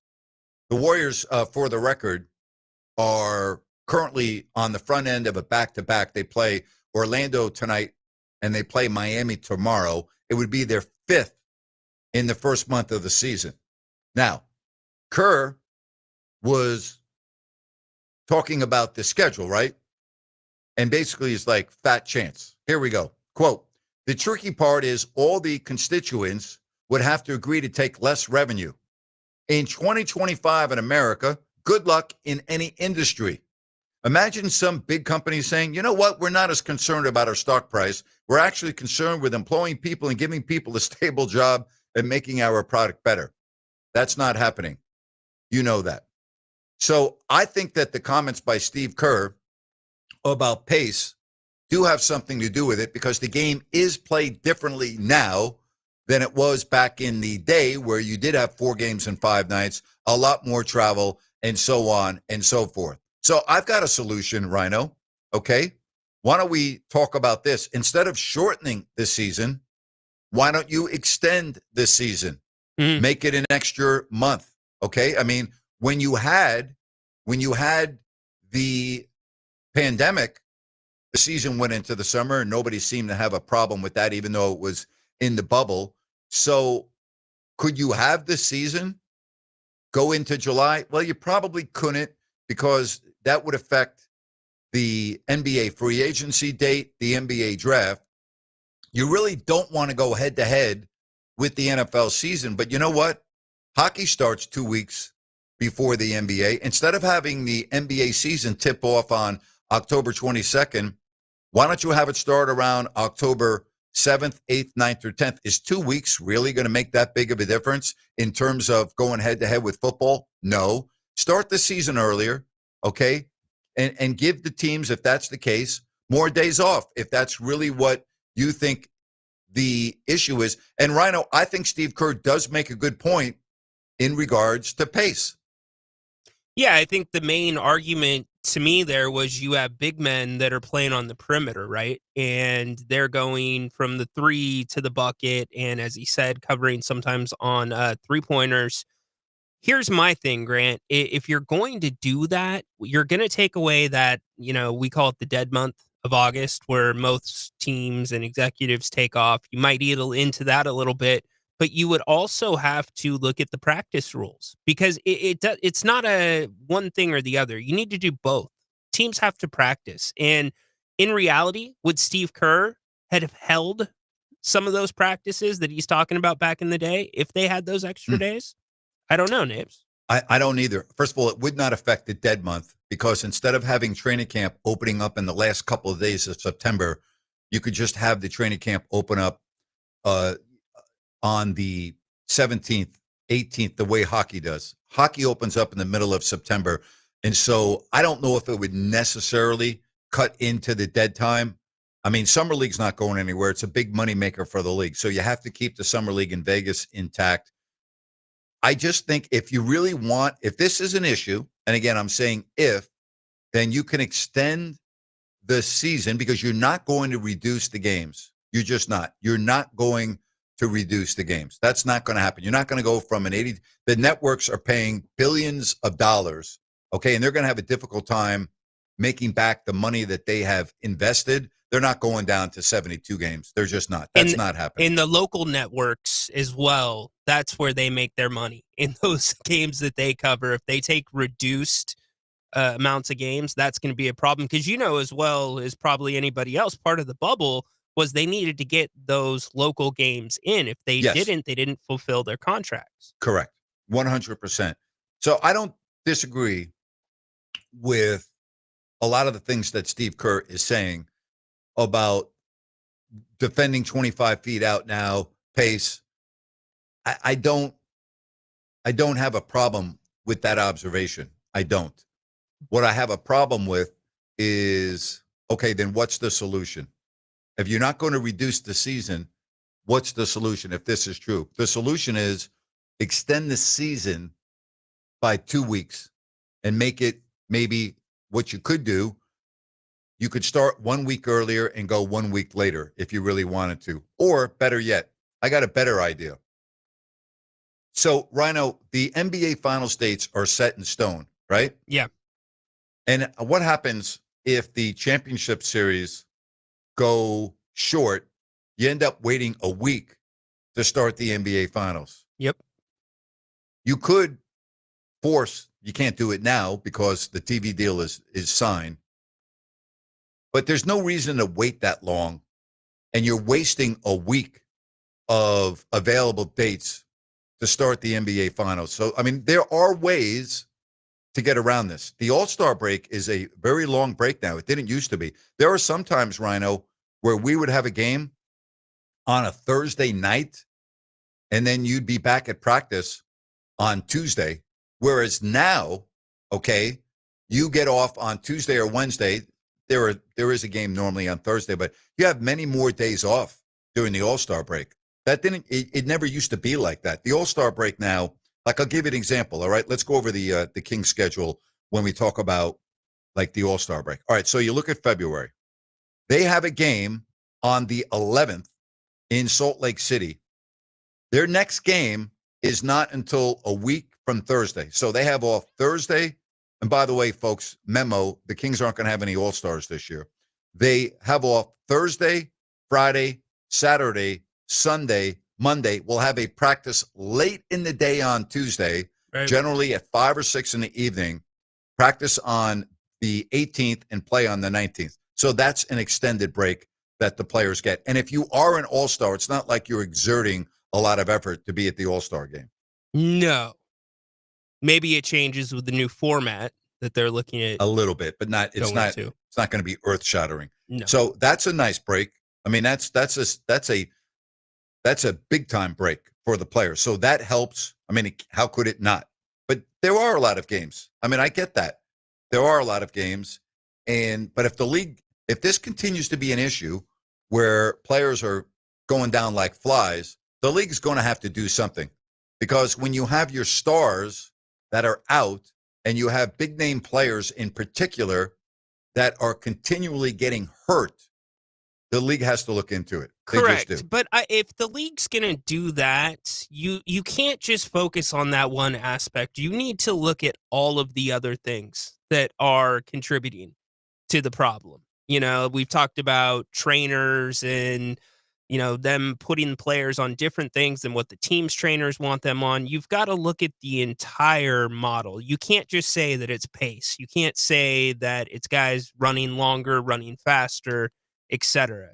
Because I just think if you extend it that way, they're still going to do some of the same things with rest management. How do you stop it? All I know is there are a lot of injuries, and we talk about them all the time. And we're not talking about the Keegan Murray type of an injury, which is a contact injury. We're talking about soft tissue injuries, hamstrings, right? Calf strains, groins, like what Adetokunbo has. That's what we're talking about. Yeah. Or here's the other thing. Are the players being babied, for lack of a better term, in training camp, where most teams now don't go to 2-a-days? They don't push their players as hard as they used to because they're thinking, I need to save them for the 82-game season. There's that aspect of it, too, which I think you have to examine. Spot on. The Kings only had 1 2-a-day during That's correct. training camp. So are your bodies trained for the regiment of the upcoming season? Like in the good old days, you used to go 3 hours in the morning and 3 hours late in the afternoon or in the evening. You used to have a lot more contact. Maybe the pace was different, but it was much more physical than it is now. So I don't know. You got to have some give and take along the way, I would think. Same thing in football. Absolutely right. Nailed it. I mean, football, you're limited now to a number of days regarding contact. I used to go to NFL training camps all the time, and without a doubt, they were 2 days, and they were hitting in the morning and they were hitting in the afternoon.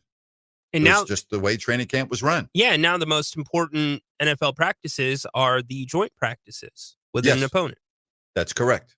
Absolutely. And then, you talk about the NBA. Well, there used to be 8 preseason games. Now there are 4.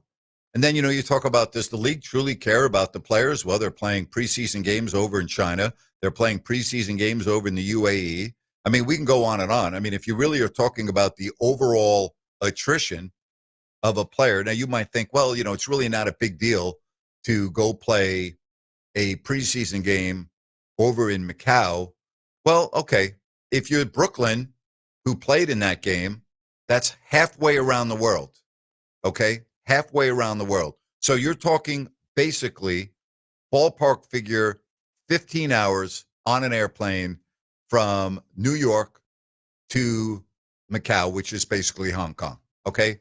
If it's really, believe it or not that much longer than from the West Coast because of the trajectory of the route, or the route, not the route, the route.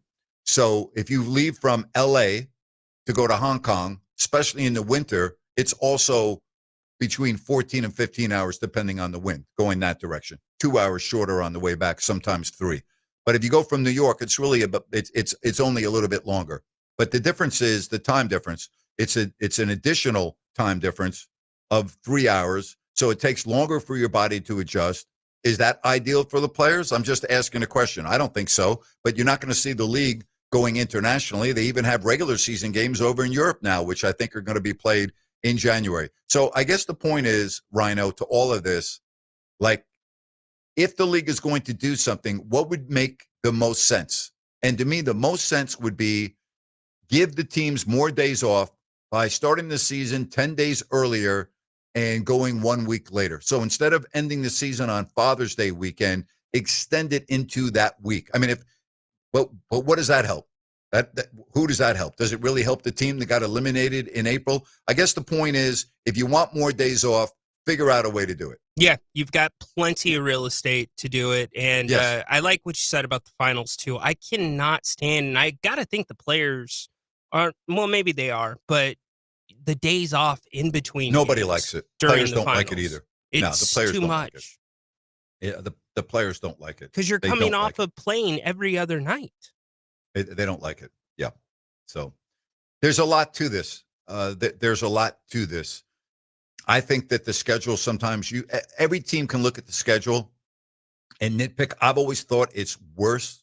It's worse for teams on the West Coast and the East Coast as opposed to being in the middle of the country. Because if you're in the middle of the country, like if you're, for instance, Minnesota, let's just use them for example, or you're a team even in Texas, your flights are never as long as the Lakers, the Clippers, the Kings, and the Warriors, or the Knicks, the Celtics, the Sixers, Miami.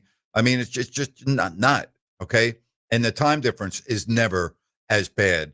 The only difference is, and I've noticed this, is that teams that end up road trips in Sacramento, they spend the night, whereas we never, ever, not once, ever spent the night after a final road game. We always got on a plane and flew back to Sacramento, because if you were on the East Coast, you gained 3 hours.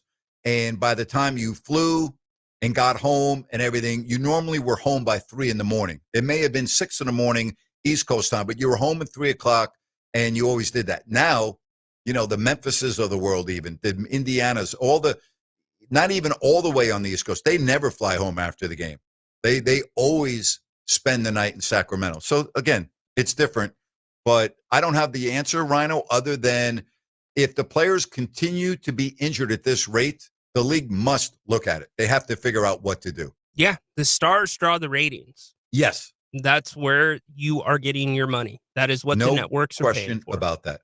We'll talk more about this. Don't forget Sean Salisbury coming up right after Grant's rant, and then also in the third hour, my top 5 teams in the National Football League. All ahead here on Fox Sports Sacramento. The NBA season's rolling, and DraftKings' newest game, Pick 6, is the easiest way to play for your shot at big wins. NBA stars are lighting it up. Now their numbers aren't just highlights. They're your shot to cash in. Here's how it works. Just pick more or less on 2 or more player stats. The better your picks, the bigger your payout. New DraftKings customers get $50 in Pick 6 credits with just a $5 entry on your first pick set. Don't just watch basketball. Pick, play, cash in. Download the DraftKings Pick 6 app now and use code KSAC. That's code KSAC. Play just $5 and get $50 in Pick 6 credits. Make the call. Ride the upside in partnership with DraftKings Pick 6. The crown is yours. Gambling problem? Call 1-800-GAMBLER. Must be 18 and over. Age and eligibility restrictions vary by jurisdiction. Void where prohibited. 1 per new customer. Bonus awarded as non-withdrawable Pick 6 credits that expire in 14 days. Ends December 2nd at 11:59 p.m. Eastern Time. Terms at pick6.draftkings.com/promos. For nearly all of us, our home is our biggest investment. And just as important as what it looks like on the outside is what is happening on the inside. How long has it been since you had your home's electrical integrity checked? Whether your home is 10 or more years old or even a newer build, the safe rule of thumb is to get the electrical inspected at least every 5 years.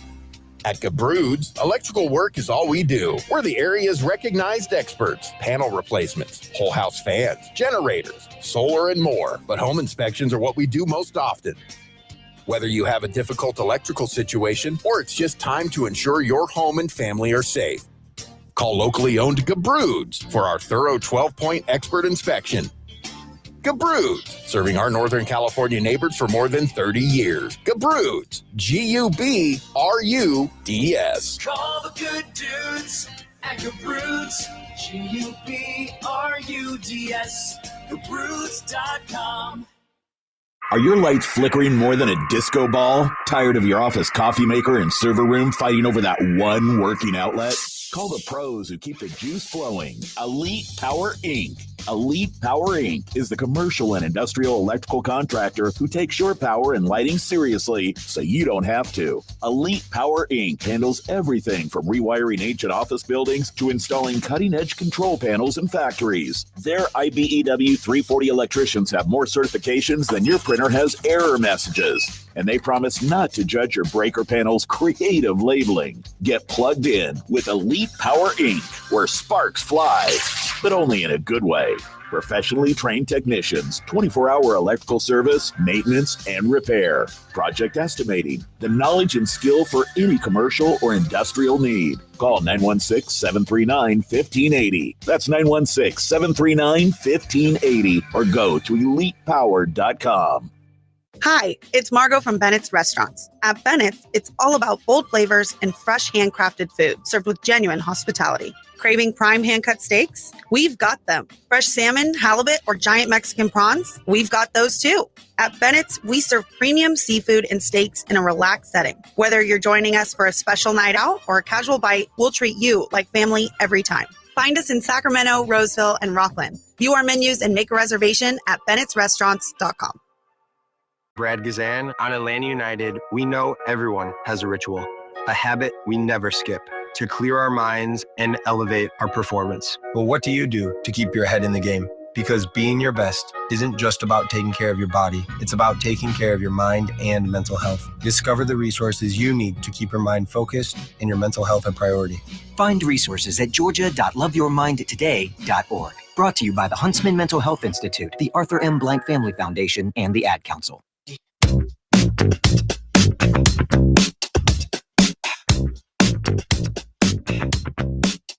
You know, it is amazing to me how in today's day and age of social media, negativity, and criticism, that so many people in the media get bothered by other members of the media and their comments.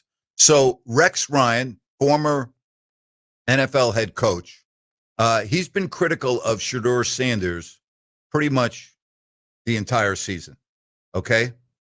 He's been pretty much calling it the way it is from his perspective. So Emmanuel Acho of Fox, who played in the National Football League, went on a rant and said, quote, if Rex Ryan wants to talk crazy about Shedeur Sanders, then let me talk crazy about Rex Ryan. Because Rex Ryan made some imbecile remarks, like truly imbecile remarks. How in the world are you going to criticize Shedeur Sanders' body language after that game? If there's one thing Shedeur Sanders did great in that game, it was his body language. He came onto the field after halftime, right, out of surprise, quote, hey, offense, let's get into it. Hey, crowd, let's get into it. I know our team is sucked up to this point. Offense ain't scored no points up this point. I think maybe a field goal. Defense had done some things. Hey, let's get into it. Then after the offensive line was throwing nothing but lookout blocks. Hey, Shedeur, look out. Offensive line was throwing nothing but lookout blocks. Shedeur Sanders still maintained his poise, still maintained his on-field integrity.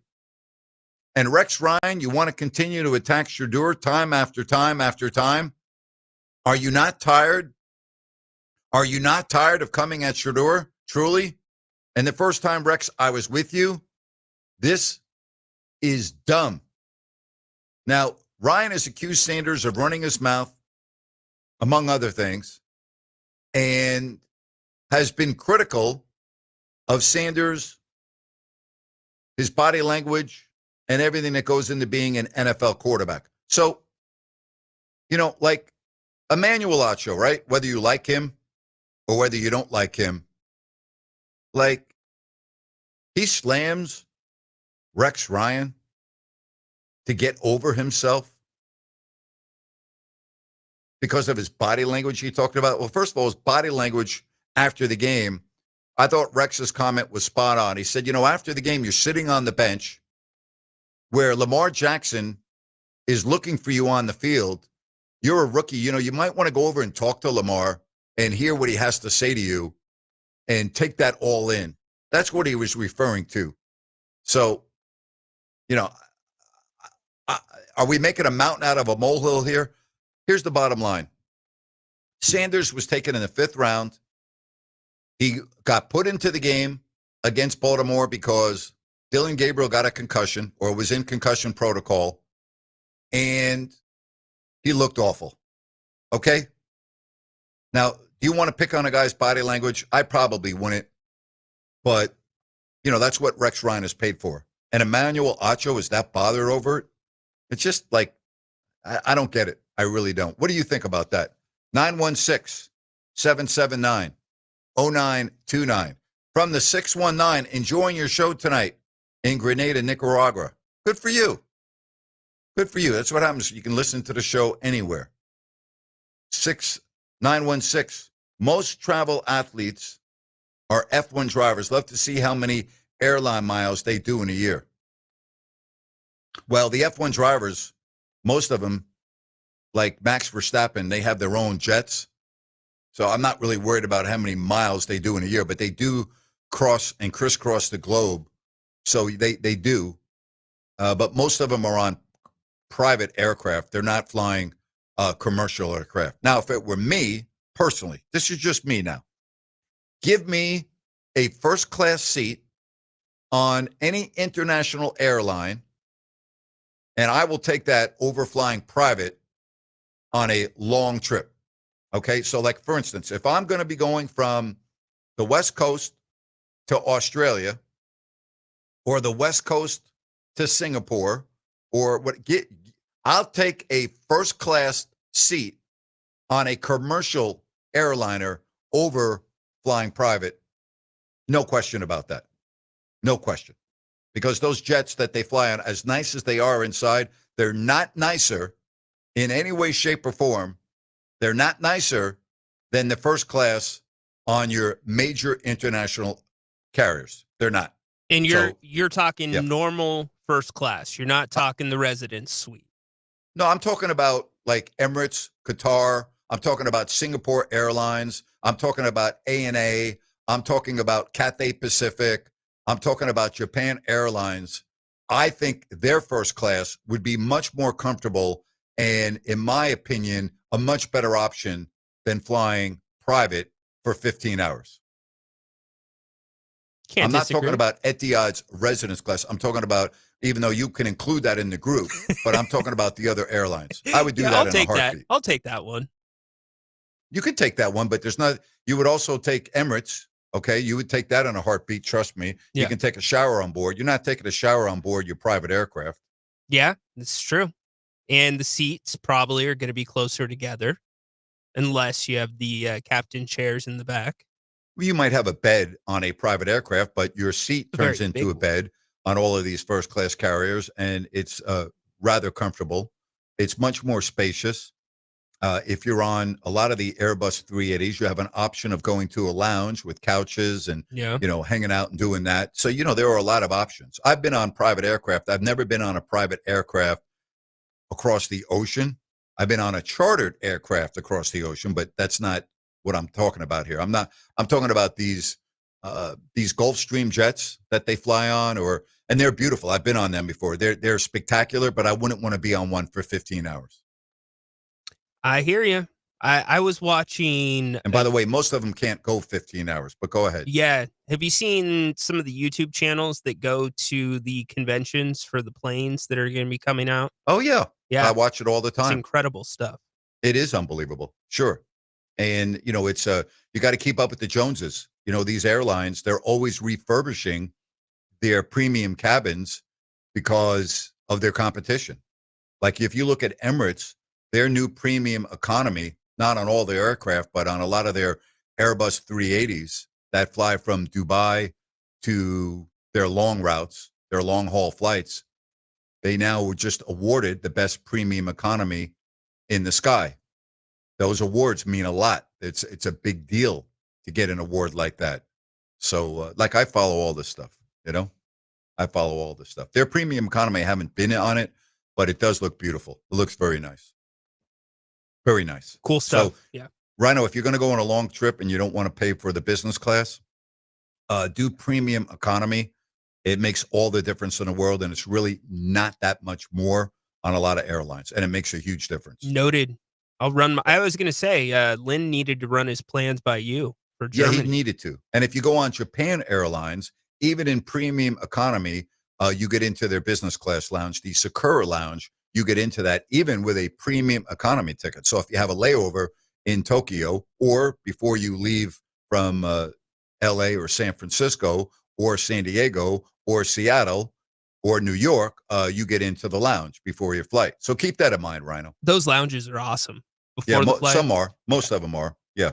Not all of them, but most of them. Definitely. The best lounge I've ever been to was the business class lounge at Istanbul for Turkish Airways. It's unbelievable. And then I have not been to Doha. I want to go to the lounge there. I hear it's off the charts, incredible. But the one in Turkey, in Istanbul, nothing like it I've ever been to. Incredible. Incredible. You can actually go into a room and they have basically a ride. You would love this, Rhino, with your virtual reality glasses, and you basically go on a hang glider. Like they strap you into this hang glider, and the virtual reality is flying over the city of Istanbul. That's awesome. Right. They also have a golf simulator in this lounge, so you can go work on your golf game.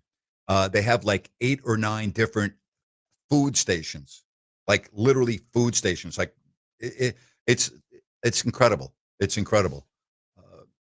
I was in there about 2 years ago and ran into George Murasan, the former big man of the Wizards, and you couldn't miss good old Georgie, standing at 7'7" or whatever it was. But yeah, he was in the lounge. I talked to him for a minute, which was pretty cool. Pretty cool. You almost don't want to leave the lounge. No, you do not want to. Well, I'll tell you what I did. I was going to see Vladi, and I flew economy over to Istanbul, and then the upgrade on a 1-hour flight was only like $95, and I upgraded for the sole purpose of being able to go into the lounge. I didn't upgrade to go upgrade to go to business class. I didn't even care about that. Yeah. I spent the money just so I could go hang out in the lounge. Well, it's cheaper than getting a bottle of water and a bite to eat and a snack. There you go. There Honestly. you go. Yeah. Said, Ryan, maybe Grant needs to talk to me about traveling. That is from Lynn, who's listening. Lynn's on his way over to Germany here in a couple of days with his wife, and we hope that he has a phenomenal time. I actually, Absolutely. yeah, I hope you have a great time, Lynn. Great call, by the way, yesterday. I did want to ask you, is flying on Thanksgiving like Lynn's doing a good day to fly Yeah, or it's a a bad great day? day to fly. Okay. Christmas, Thanksgiving, great days to fly. Yep, absolutely. Good job, Yes. Lynn. Yeah, highly recommended. Not as big of a deal going to Europe as it would be flying domestically. Not as big of a deal. So keep that in mind as well. Also, keep in mind Village Financial Group. When it comes to home equity line of credit, if you're in the market to sell a home, buy a home, yeah, Village Financial Group, broker owner Spencer Grimmenstein, who I've known since they began his family-owned business right at the turn of the century. Spence is a financing specialist. He's very creative. And keep this in mind, he has access to private money. Call or text Spence. Let me give you that number, 916-805-4868. That's 916-805-4868. And be sure and call for the Investors Special. Village Financial Group. Online, you can check out over 9,000 properties by just going to their website, vfgloans.com. It's all there for you. Village Financial Group. Remember, it makes sense to call Spence at 916-805-4868. Village Financial Group, looking out for your best interest. Don't forget, Grant's Rant, followed by Sean Salisbury. We'll talk mostly NFL, but we'll dip into some college football as well. Sean Salisbury. Good news, Thursday, I am going to have Sacramento's very own Ryan Anderson on, former NBA player, an incredible life story. Congratulations to Ryan and his wife. They just welcomed their third baby. So they have been very busy, but Ryan is going to join me coming up on Thursday in hour number 1. I'm very much looking forward to that. Ryan Anderson coming up on the show. That's going to be on Thursday. Chris Landry on Thursday as well. By then, maybe we'll have some clarity on the Lane Kiffin situation. So a lot there on Thursday. But again, Ryan Anderson in hour number 1, and in hour number 2, Chris Landry, LandryFootball.com. And then, of course, the Kings are in Memphis. What do you think? Maybe 3,000 people at that game on Thursday in Memphis, Rhino? I guess the way I would look at it is somebody's got to win. Yeah, John Morant's out for that one. Yeah, you'll have a tad over 3,000 names. You'll have some Kings fans show up. I actually know a few Kings fans that make that trip. Boy, I don't know why you would. Cheap tickets. Get to see the team close. Much cheaper than here in Sacramento. Good luck, huh?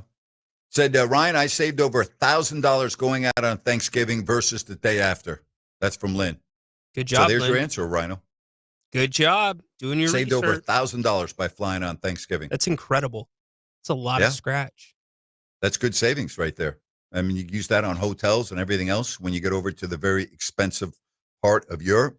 Yeah, good job, Lynn. Nice job. I booked a hotel last night. Did I do a good job, Napes? The Sheraton in Palo Alto. Is that a good one?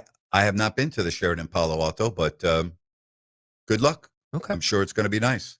Look nice. No problem. Close to the football stadium. The Notre Dame Stanford game's a 7:30 kick. Oh, So okay. might as well spend the night. You got your Notre Dame gear? No, I don't. Oh, okay. Well, you can work on that. Hey, don't forget, you can call the show. Love to have you on. And the number is 916-779-0929. That's 916-779-0929. Again, Grant's Rant is coming up, followed by Sean Salisbury.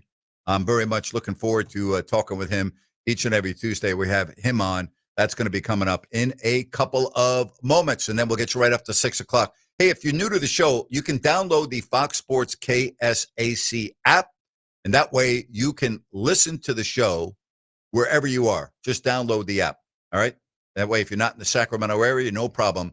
You can listen to the show. Lane in Citrus Heights, let's welcome you on this Tuesday. Hello, Lane.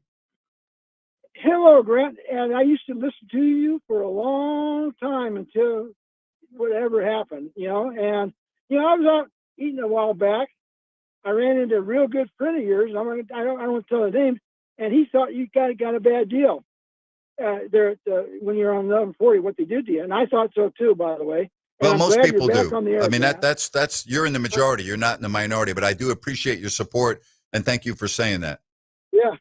I'm very glad you're back on, Grant. I mean, I enjoy listening to you, and you're you have a lot of insight on a lot of stuff, and I appreciate you back on there again. So that's all I want to say. Hey, thank you, Lane. I appreciate your support. You enjoy the rest of your day. Thanks very much. Thank you, Grant. Bye. All right, good stuff from Lane. Appreciate that. Don't forget, Grant's Rant is coming up in just a moment or two, and then Sean Salisbury. All right, we will talk with Sean about some college and the NFL. It's all coming up here in just a little bit. Do I have time for another phone call or not, Rhino? All right, here we go. Dorian, man, you're always calling up against the break. What's wrong with you? How are you, Dorian? I know, man. I'm sorry about that. I was like, man, I shouldn't call. You guys didn't have Sean, but Ryan pushed me through. What's up, Grant? Hey, bud. Grant, I always love hearing your travel stuff, man. I wish more people were a little bit more educated on how the power of, having some points to, get you to your destination, man. I'm excited to go to New York in January to go watch the Kings and Knicks. We'll see what the Kings roster looks like in the end of January, but just to be at MSG, hopefully, Jalen Brunson and Josh Hart and all them play. So that'll be pretty sick. I'm really excited for that. Yeah, it's great being at the Garden. You're going to love it. You'll have a great experience. I know. I got tickets like 10 rows from the baseline, so I'm really excited facing the Kings bench. So it should be a pretty cool experience, Grant. I'm excited too, Grant, because I get to finally meet Mike Bibby tomorrow. After 3 times when I was a kid, hopefully I get to share the story with him. But 3 times, obviously during the meet and greet, the line got cut off when I was a kid. So as an adult, I'm excited to kind of meet him as an adult and hang out with him. Hopefully I can share with him all the stories that I had with trying to meet him, but the line getting cut off. So I'm pretty excited about that. The Hornets are doing a little company called Night Auto Group. Yeah, Night Auto Group. They sponsor the Hornets. So if any of the student athletes want to get car, they basically get access to the Night Auto Group. But Grant, before I take off, kind of a hot take. The Kings are 3-11. Thunder, I think that they've only lost 1 game. But do you think the Kings will have as many losses in the first 20 games as the Thunder will have all season? I'll take this one off air. Thanks, Grant. Boy, that's a fabulous question. Yes, that's a great question. And the answer to that, yes, I do. Yeah. I don't know if the Thunder are going to lose 11 games all year. Excellent. Grant's Rant next, followed by Sean Salisbury here on Fox Sports Sacramento.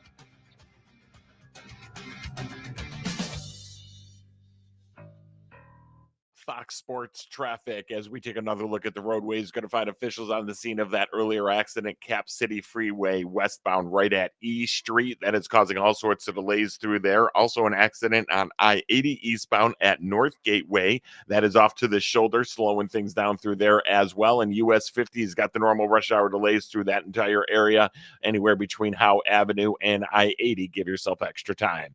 With twice an hour traffic, I'm Andy Bass for Fox Sports Sacramento. Looking for the ultimate night out? Welcome to HQ Showgirls, Sacramento's premier adult gentlemen's club. We're the only topless club between Reno and San Francisco serving alcohol, beer, wine, and champagne. All inside over 6,000 square feet of pure excitement. Planning a party or a VIP night? Call our VIP manager now at 916-389-0199 to book your table. Come experience the energy at HQ Showgirls, 851 Richards Boulevard, Sacramento. Open 9 p.m. to 3 a.m. Sunday through Thursday and until 4 a.m. Friday and Saturday. Visit HQNightclub.com, where the night begins and never stops. I'm Dan Patrick, and this is Above the Noise. Drafting a running back in the first round is often treated like a football faux pas. We're told it's a luxury pick, a position you can fill later, a move only justified for a rare player with rare usage. Think Bijan Robinson in Atlanta, Jahmyr Gibbs in Detroit. When you draft a back that high, you're drafting touches, production, and impact from day one. That's why the situation in Vegas feels baffling. The Raiders spent premium draft capital on Ashton Genty, betting on his explosiveness and college resume, but the returns haven't matched the investment. He's 19th in the NFL in rushing yards, 16th in attempts, not even close to the immediate impact needed for a high draft pick. Last night, perfect example. 6 carries, 7 yards, a non-factor in the loss to the Cowboys. That's not just usage. That's a philosophy issue. If you're going to take a running back that high, then use him. Otherwise, you're turning a calculated risk into flat out bad business. I'm Dan Patrick, and this is Above the Noise. It's being called the Golden Bonanza Sweepstakes. Thanks to our friends at Mako, the DP Show, proud to be a part of this, giving listeners a chance to join us in San Francisco for Super Week. That's right, a trip for 2, including round-trip coach airfare, 3 nights, hotel stay, ground transportation, and VIP access to see us do our show. If that's not enough, Mako also giving away 5 free paint jobs and 10 Mako and DP Show swag bags as runner-up prizes. It's really simple to enter. You go to danpatrick.com. The best news, you can enter daily for a chance to win. You can also receive a 25% off coupon to use at any Mako shop. Visit any Mako location now for a free estimate and redeem the coupon. Terms and conditions apply. Remember, go to danpatrick.com for official rules. No purchase necessary. Void in Alaska, Hawaii, and where prohibited. Open to contiguous U.S. D.C. residents 18 or over. Ends 11/23/25. Grant's back. Join the conversation every weekday afternoon beginning at 3 p.m. KSAC 890 AM Olivehurst, K284CM 104.7 FM Sacramento. It's time for Grant.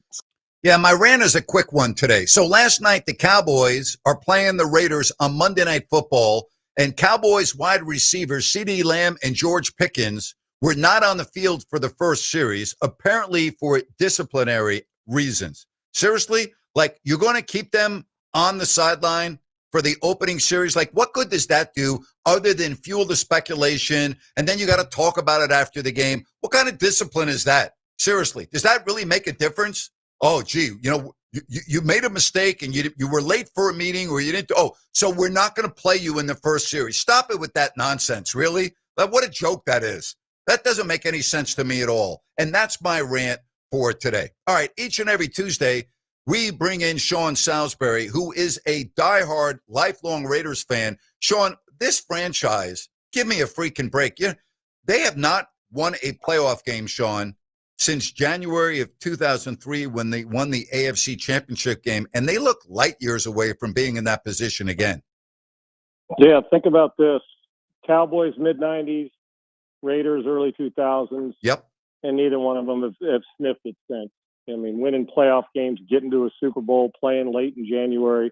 This would have been must-watch TV for a lot of years. And last night it was watch reruns of Murder, She Wrote with Angela Lansbury, which I did. Okay, so I mean, even going into it, my co-host earlier in the day said, "Well, it's your Raiders." I said, "Yeah, well."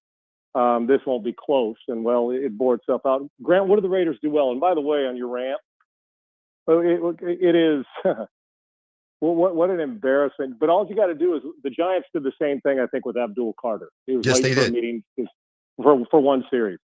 Well, what message are you sending to your players? Look at both franchises, look at the results, and you tell me if there's a reason why. Well, you're not sending any message. Matter of fact, you'd have been better off not to do anything to them, because you become a laughingstock which is not even a slap on the hand. It was kind of a reward. Oh, we get a few extra plays off, and then you go in there and they go play. There is no message. So it is a joke, and it's a constant embarrassment. Society and football are starting to mirror each other, which is soft and reward people for doing less. That's what we get. Now, to the Raiders, what do they do well? Oh, Max Crosby, he'll get after it. And you're probably going to have to use your best football player, not named Brock Bowers, to move him to go get 2 first-round picks, which pains me. Max is one of my 5 favorite players in the league. Wow. But at some point in time, you got to go look what these guys, these pass rushers are at a premium, and you may have to move him to go get bodies, because they're 5 players away from being 5 players away. The offensive coordinator's overpaid, maybe not in the college game, but he sure is in the NFL. Geno Smith has regressed. Pete Carroll can't seem to get them to elevate to the next level. Geno Smith looks like the backup that went to Seattle and reformed his game, but looked like the guy before he went to Seattle. So that's fallen off. Genty, you spent a first-round pick on a running back, which most of the time I'd say no, but I think the kid's going to be a great player. But he's serving you no purpose to touch it 7, 8, 11 times a game. You have got to feed a guy who, quite frankly, is one of your guys that your offense needs because you don't have a lot of perimeter talent. But aside from that, I guess they're okay. But it's a bummer because their commitment to went from commitment to excellence to commitment to mediocrity, and the Cowboys are not any closer to America's team than the New York Jets are. Okay, so there you go. And it's a hard watch. And the truth is, when you get to this point in the time, Raider fans, most of us are like, okay, what's the offseason look like? And when you're looking at that before Thanksgiving, it's not a real pleasant thing. Yeah. Sean, the Denver Broncos, if I talk about their wins that were impressive, they won at Philly by 4, but then look at their other scores. Beat the Jets by 2, beat the Giants by 1, beat Houston by 3, beat the Raiders by 3, and they just beat Kansas City by 3. Yeah, I know the mantra just win, baby. Are they as good as their record indicates? When you look at the Denver Broncos, what do you see? Well, they know how to win. Kind of like they're kind of eerily similar to Philadelphia, right? People in Philadelphia, there's some talk about what's going on, the Jalen Hurts thing, and people are growing tired of the lack of explosives on offense, but they still win. And then Denver, while we love Bo Nix and what Sean Payton's going to do, but they are up and down, and both defenses can get you off the field. They both they're physical. Hell, the Denver Broncos defense will travel. They are a Super Bowl caliber defense, but you're going to run into a great offense when you get to January. And you're going to run into more than one of them or people that can score. So how are you going to you won't be able to keep getting by. And they've won some games late and come from behind. So the key is, which way do we look at it, Grant? Now, we 11 games in, 9-2, they're winning the division as long as they can stave off the charge. The Chiefs are not winning this division. They're going to struggle to get in. They've got to play well the last 6 games or whatever to get in, or 7 games, whatever it is for them. I think they're 5-5, so they got 7 left. If they win 5 of the next 7, they'll get in, but it won't be easy because they got to run into some of these good teams along the way. But Denver, they're going to make the playoffs and more than likely win the division. But the question is, will they travel in January? I think Bo Nix has got a chance to be good, but there's a lot of the level of consistency offensively. And really, when you look at them, do they wow you with their offensive personnel? No. They got a very active and a creative play caller, but they get a little errant and a little discombobulated at times offensively, which puts their defense in a bind, and yet the defense bails them out. Yet they still find a way at some point in time to give their kicker a swing at it or to go score. So while I do think they're real, the playing like this offensively is going to get you beat up because your defense at some point in time is going to give up some points to a Josh Allen, to a hot Baltimore team in the postseason. So it's a tough burden to bear, but the offense is going to have. Now, if they somehow these last handful of games match the consistency on defense that they played defensively, the Denver Broncos are real. One thing I do know, you can look at it one way or the other. Are you bummed because they don't blow people out, or are you happy because they know how to win close games? I usually tend, on teams I've been on and watched closely, we developed more character, even though we weren't playing good, and you want it more for your fan base and for that confidence.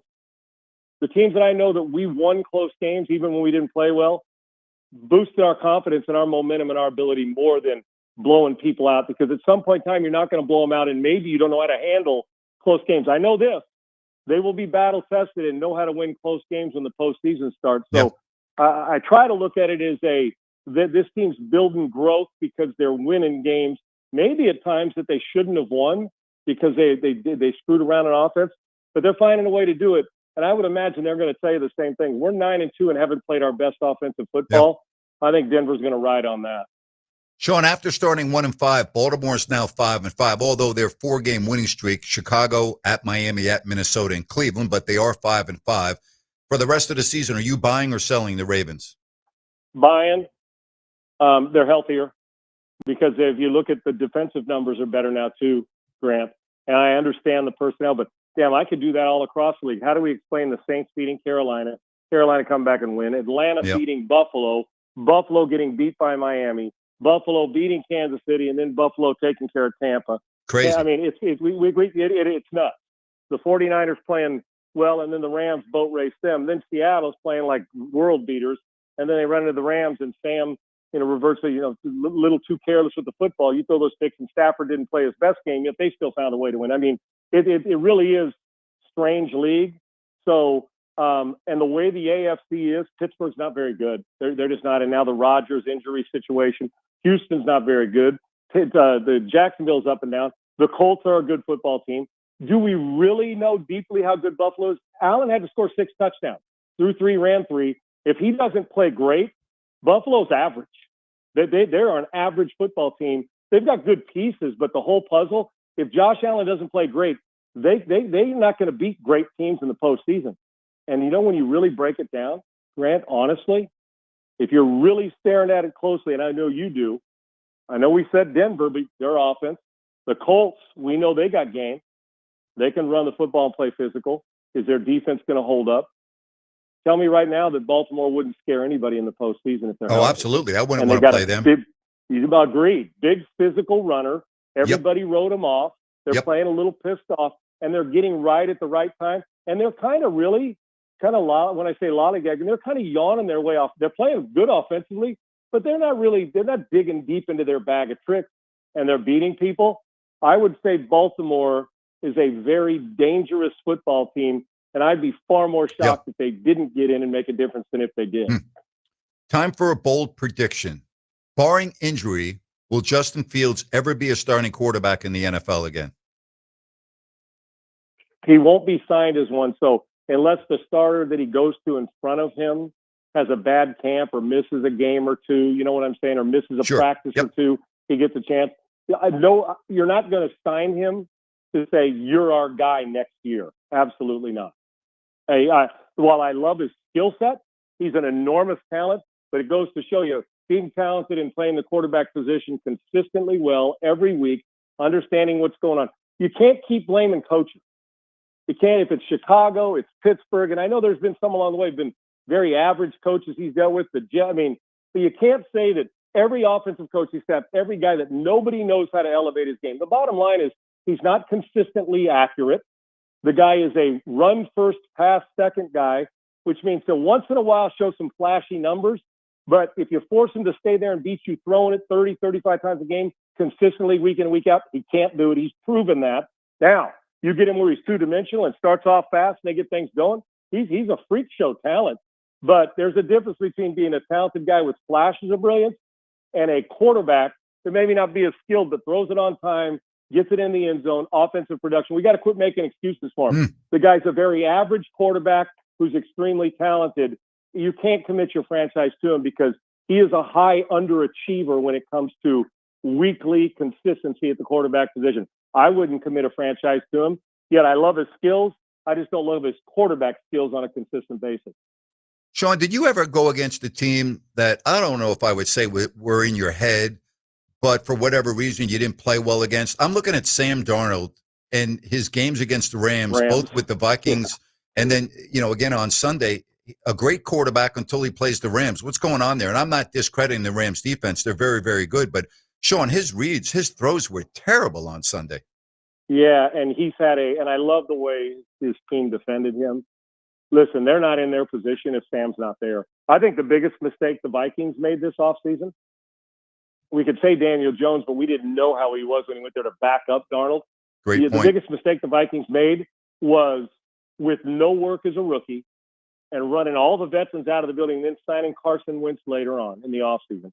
That for a guy who was not a big thrower in college, and I think McCarthy's going to be a good player, but you committed to a guy who is still learning the passing game. You got rid of a Daniel Jones who's been to the playoffs and Sam Darnold who was in the Pro Bowl and had a 30 touchdown plus year and wasn't going to ask for, you weren't going to have to pay him 50-some million. 30 would have kept him.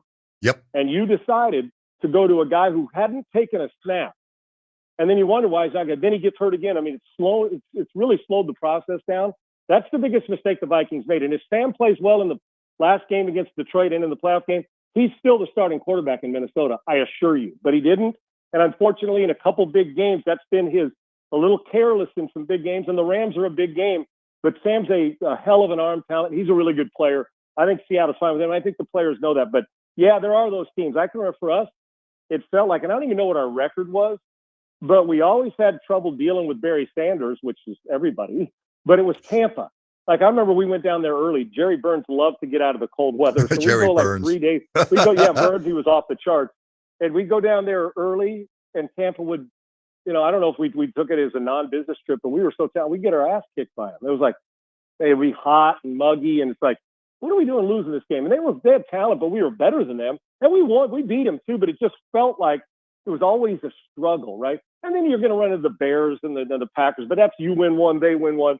It was the Barry Sanders during the week of practice. It was always hard because there was so much pressure on scout team. How are you going to simulate Barry Sanders on your practice field? So dealing with them, and we had 5 Hall of Famers on defense, was difficult. But yeah, that happens, and it's like a hitter that just can't. If you're Tony Gwynn, you may have a guy that struck you out 5 times, but for him that would have been a lot in a career because he doesn't strike out. But that pitcher who just like can't get the guy out, or that hitter that can't. It happens for whatever reason. And now that we say this, watch. They'll face Sam in the playoffs, and he'll throw for 400. Right? We say Sam will find a way, and sometimes you see it enough that one time you just say, "Screw it, I ain't worried about this. I can't play any worse." And then you go out, and it's like that game when you're not feeling well, and you take the pressure off yourself. Maybe Sam just needs to alleviate the pressure. We know how good the Rams are. Darnold's had a couple good seasons in a row, and he's having another good one. At some point in time, you just got to say, man, let me treat it like I'm back in a schoolyard, because if you don't, you grind on it more and start to grip that ball a little harder. But Sam's had a good year, but he should still be in Minnesota and give McCarthy time. But now that he's in Seattle, it's been an upgrade after you see what's going on with Geno Smith and the Raiders now. Sean, when you say Jerry Burns, I laughed. Can you imagine him today coaching in the woke, soft society that we live in today? He wouldn't do it. Couldn't. He couldn't do it. And I love Burnsy. Just he wouldn't. Some of his. If I'll encourage people, just don't do it at your office, and don't turn the sound up at your office. Go say Burnsy rant on Bob Schnelker or at the media. Funniest thing I've ever heard, Sean. Oh, dude, everybody gives Denny Green and God. I've been in part of some of those great rants, just being there with Denny and Moore's rant playoffs. Go listen to what he says when he's protecting his Bob Schnelker, our offensive coordinator, and then talking about the players. If you called players out like Burnsy did, if he lays it on the ground, and dropping 400 F-bombs, it would never work at a press conference. Although it would be priceless, he'd be the equivalent to Mike Leach. Everybody'd want to hear his press conference every week. But Burnsy, the way they do stuff, Burnsy would be like, "Are you kidding me?" The F-bombs, but it is. We counted one time, real quick, Grant. I know you got to go. We counted. No, I got plenty of time. One time in a meeting, because Burnsy's still word was, he looks exactly like Burgess Meredith, and one of my favorite people ever is Burnsy. Loved him, friggin' loved him. Everybody did, and he was as smart as a whip football guy, even when he was at the end of his coaching career and he was older. But the guys loved him, and Burnsy loved us, and we battled for him. We one time during about a 10-minute team meeting. I could share stories about Burnsy all day long. It'll be just a great segment anyway. But during the team meeting, he dropped like 64 F-bombs because our long snapper, I was sitting next to him, because I'm going to keep count. His still words, you and I would say, well, some people will say, or, well, I get, whatever your fill word is to bridge to the next one. His was the F-bomb. And I'm telling you, he's like De Niro and Pacino, those guys, or Samuel Jackson, where you're just a great F-bomb dropper. And he didn't care where he dropped it. So, could I imagine him dealing with the internet? Are you kidding me? He wouldn't even know how. He'd even say, "What's this? What is this?" Love it. And he dropped 47 F-bombs. But we need Burnsy in press conferences more than ever right now. I love it. No doubt about it. Yeah. Sean Salisbury, our guest, that, folks. If you haven't, it'll be the best one classic. you've ever heard. Great rant. Yeah. Sean Salisbury, our guest here on Fox Sports Sacramento. All right, you think a week or two from now, whenever, do you think Lane Kiffin next year is the coach at Ole Miss? Grant, I've given this was a top topic on my show today and in my mind for the last couple of days. And as you know, I've known him for a long time. And the way he's matured from Tennessee to, to the Raiders, SC, all that, and going through Saban. he's now become, we mentioned Mike Leach, he is college football's best quote. You know what I'm saying? On Twitter, he's fun. He has now bridged that point of brash and confident, but mature and likable instead of arrogant, right? Even though he is, and he knows how to recruit. He does it all. And I think going through Saban taught him a lot of lessons. And it's nice to be in a position where every great job right now, they want you. You get the choice. And they will wait around until you decide in Florida or at LSU or at Ole Miss. And he has created something. He's starting to build something like Dabo did at Clemson, right? Now Dabo went and won a championship. That's next for Lane, but he's going to get a different recruiting base, even with Ole Miss, with NIL at LSU and Florida. He just is. And he went on these, went and saw him. Of course, he's considering it. We wouldn't do it. Can you win a national championship at Ole Miss, Sean? If NIL's committed to you, you can. Okay. And he's a good coach. And he keeps saying, as long as he doesn't have to keep losing good coaches to go somewhere else, right? He can keep some stability around him because it's not just him; it's the assistants matter. I think if you'd asked me that 10 years ago, I said no. You can look cool and get to 8 or 9 wins and everything. Everybody will high five you. You'll get pay raises. But to win it all with the 12-team playoff, with his ingenuity and his creativity and his ability to go recruit and probably convince some wealthy people to give more money. Yeah, but they've got to make sure they keep up with that commitment like a Texas Tech. Now, do they have that kind of money? No, but they got money. It's just a matter of are they willing to do it? Because if you do, that's the great equalizer. Nowadays, you can.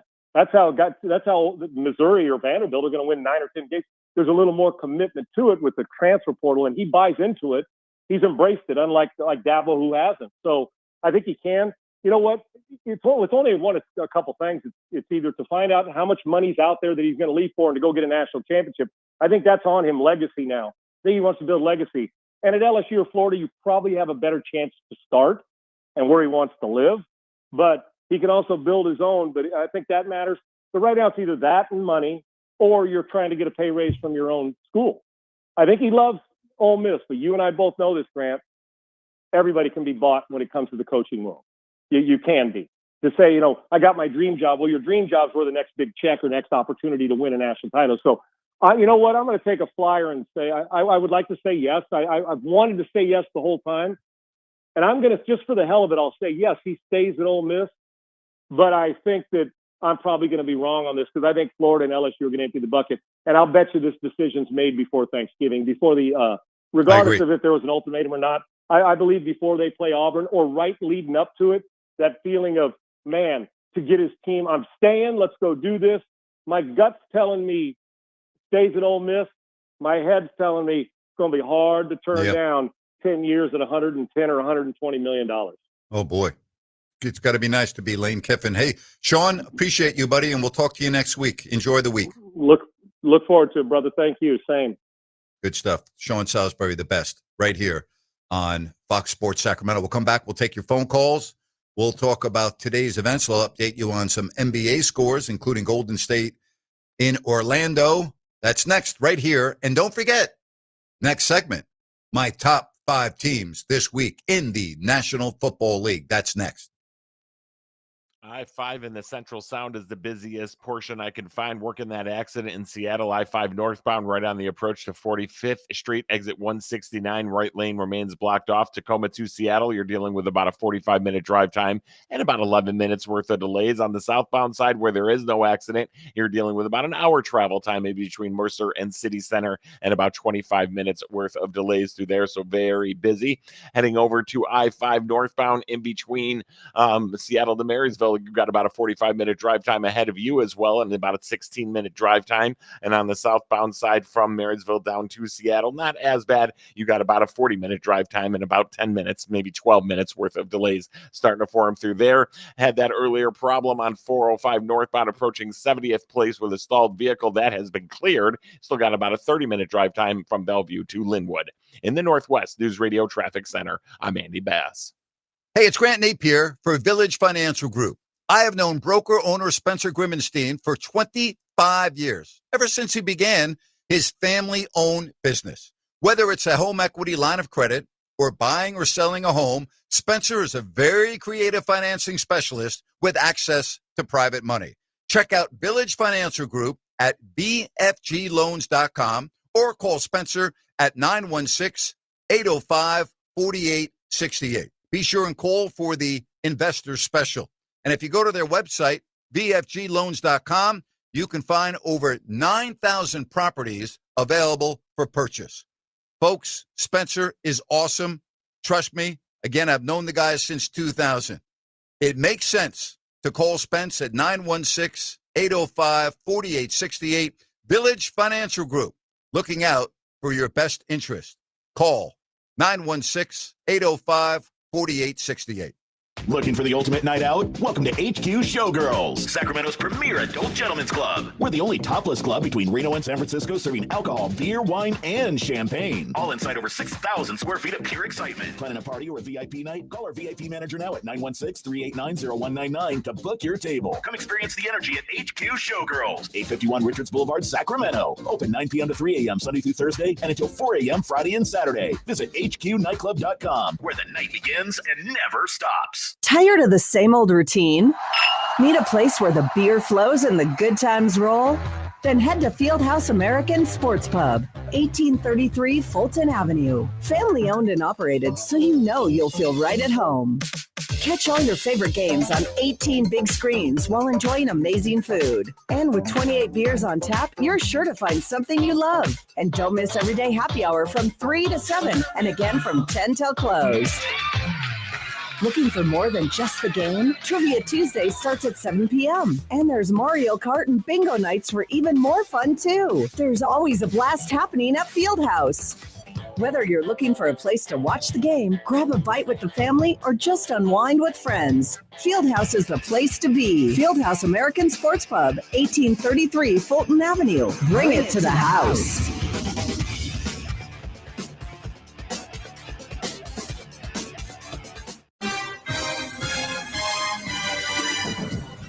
Yeah, here we go. Here we go. My top 5 teams in the National Football League. You want me to go 5 down to 1? Let's do that, all right? 5 to 1. My 5th best team in the National Football League, the Philadelphia Eagles, at 8-2. Their point differential, not that good. Only plus 33. But they win, and so I have them at number 5. At number 4, for the first time, entering my top 5 teams in the National Football League. Bronco fans, this is for you. This is for you. The Denver Broncos. Number 4, ahead of Philadelphia at 9-2. They won at Philadelphia, and that's my tiebreaker. So I have them at number 4. My 3rd best team in the National Football League, the LA Rams at 8-2. The Rams have the 2nd best point differential in the National Football League at plus 100. Coming in next on my list with a record of 9 wins and 2 losses, the New England Patriots. The Patriots 4-2 at home, 5-0 on the road. Mike Vrabel, great coach. They've won 8 in a row. They're rolling, but they're not number 1 on my list. The team that's number 1 on my list has the best point differential in the league.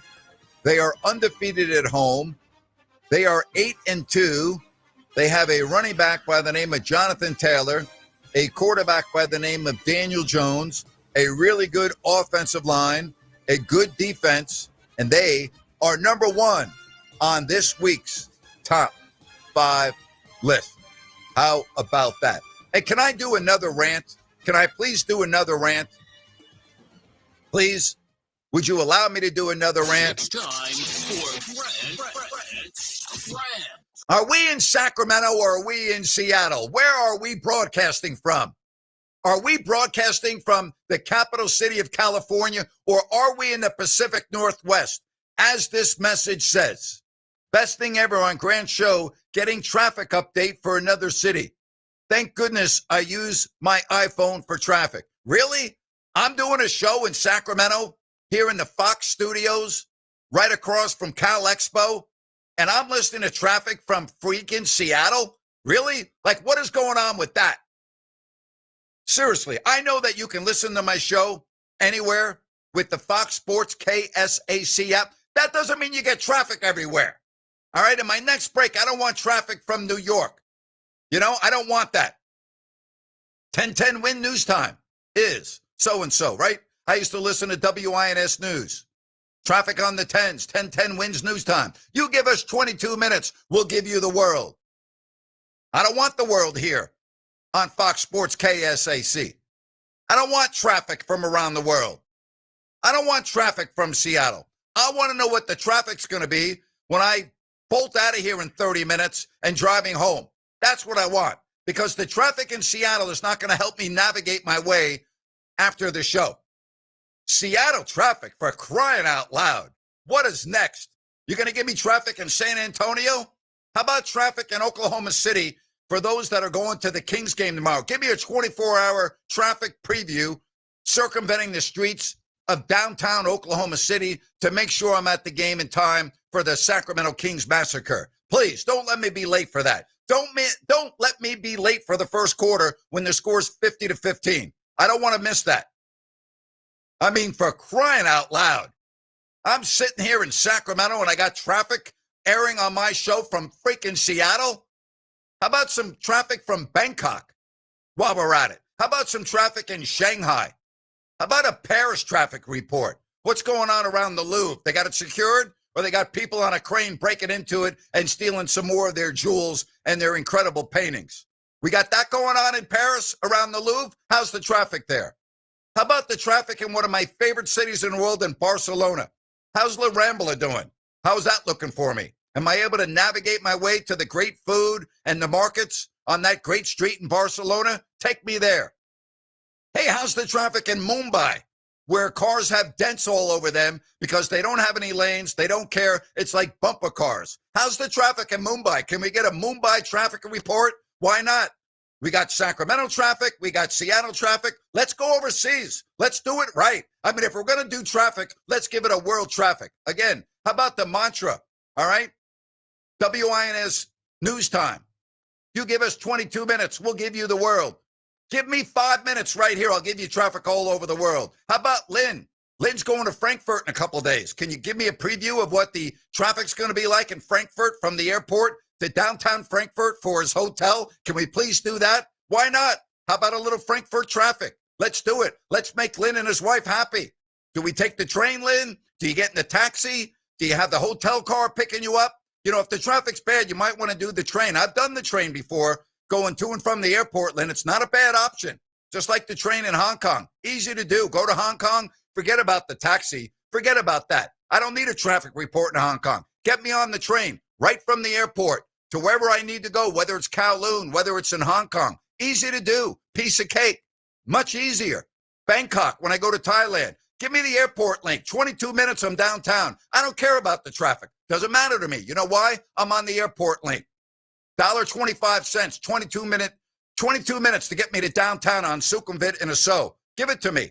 You know, get me off of Makasan, right there in the heart of Bangkok. 22 minutes, $1.25.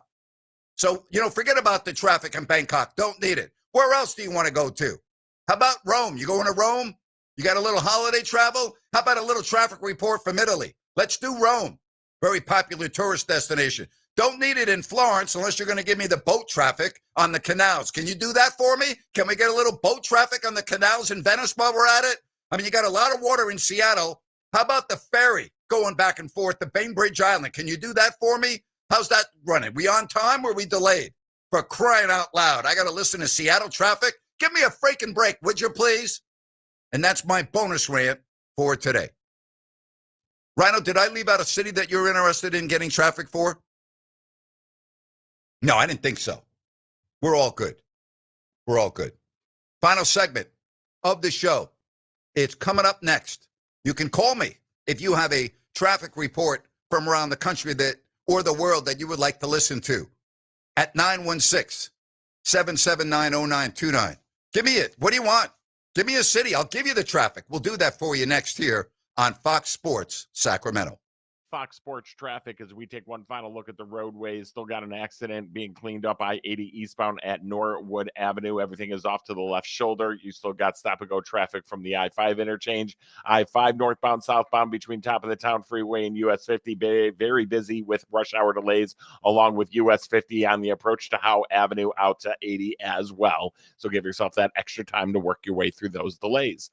With twice an hour traffic, I'm Andy Bass for Fox Sports Sacramento.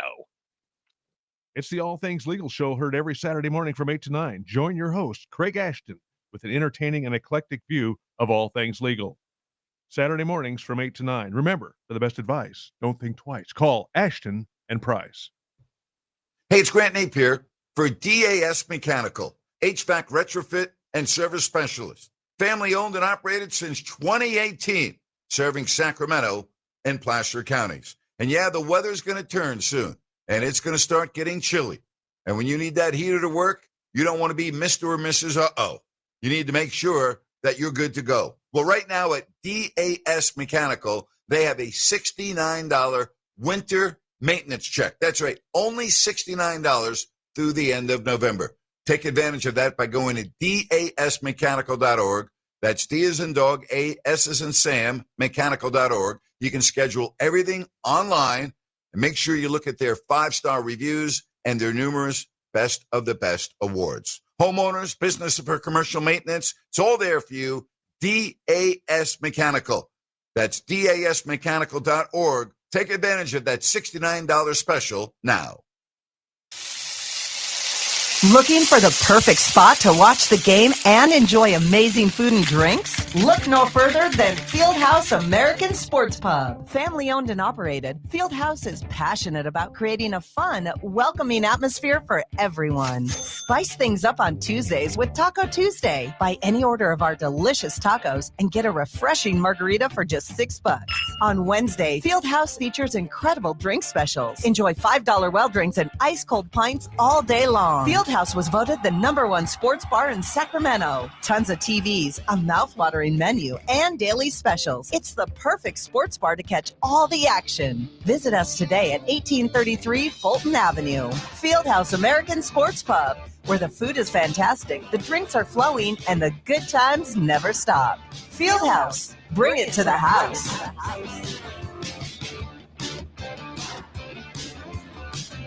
Okay, we are running a car drive right now to help veterans all across America. So if you have an old car, truck, or van, even a motorcycle or an RV sitting around, you can right now give it away and help the vets. They really need your help. And your car will help support the vets and their families. And guess what? You even get a tax donation. Plus, we'll even come and pick up your car for free. And all you've got to do is pick up your phone right now and make a free call. Now is the perfect time to do something good for the vets. Give back to the vets right now for all they've done for this country. And your old car can really help them. So call the Veterans Car Donation Program right now for free pickup of your vehicle. Help the vets and help your taxes at the same time. Call right now. 800-598-0539. 800-598-0539. 800-598-0539. That's 800-598-0539. Snakes, zombies, public speaking. The list of fears is endless. But the real danger is in your hand when you're behind the wheel. Distracted driving is what's really scary and even deadly. Eyes forward, don't drive distracted. Brought to you by NHTSA and the Ad Council. Did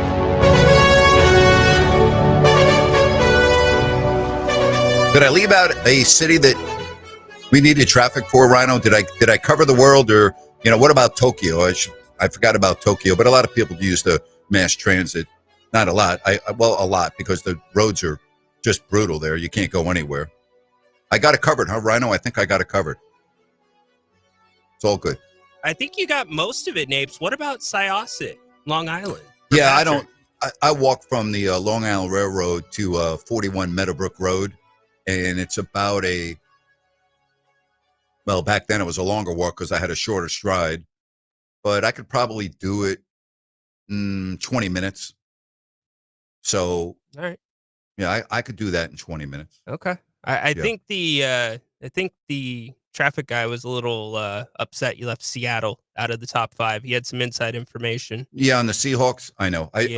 He probably, that's his way of getting back at me, right? Yeah. He's Yeah. chuckling over in the corner. The boss even stopped by. You got him out of the seat too. Very amused. Who did it get out? Kurt.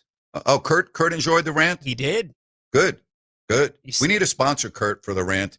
You know, I mean, like, who would not want to be involved with that? I mean, that's priceless, is it not, Rhino? Come on. You can't put a number on it. I mean, it's No. the thing. Especially, I mean, look the at my text line. spontaneous ones. Best rant of all time. Grant, been listening to you since about 2007. I don't think I've ever laughed this hard in my life. How about Put-in-Bay traffic? I could do that. How about maybe Germany for Lynn? I did that. Killing me. Oh, boy. Well done, Grant. Grant, I heard that too. Updates about traffic from Seattle. I got a high five, by the way, from Cody for putting Denver at number 4 on my list. How about that? Cody, I didn't forget about you, buddy. I didn't forget about you. Man, you went around you even went deep. What was it? Give me 22 minutes? Yeah, that's WNS Wins News Time. All news in New York, one of my favorite radio stations when I did not listen to sports.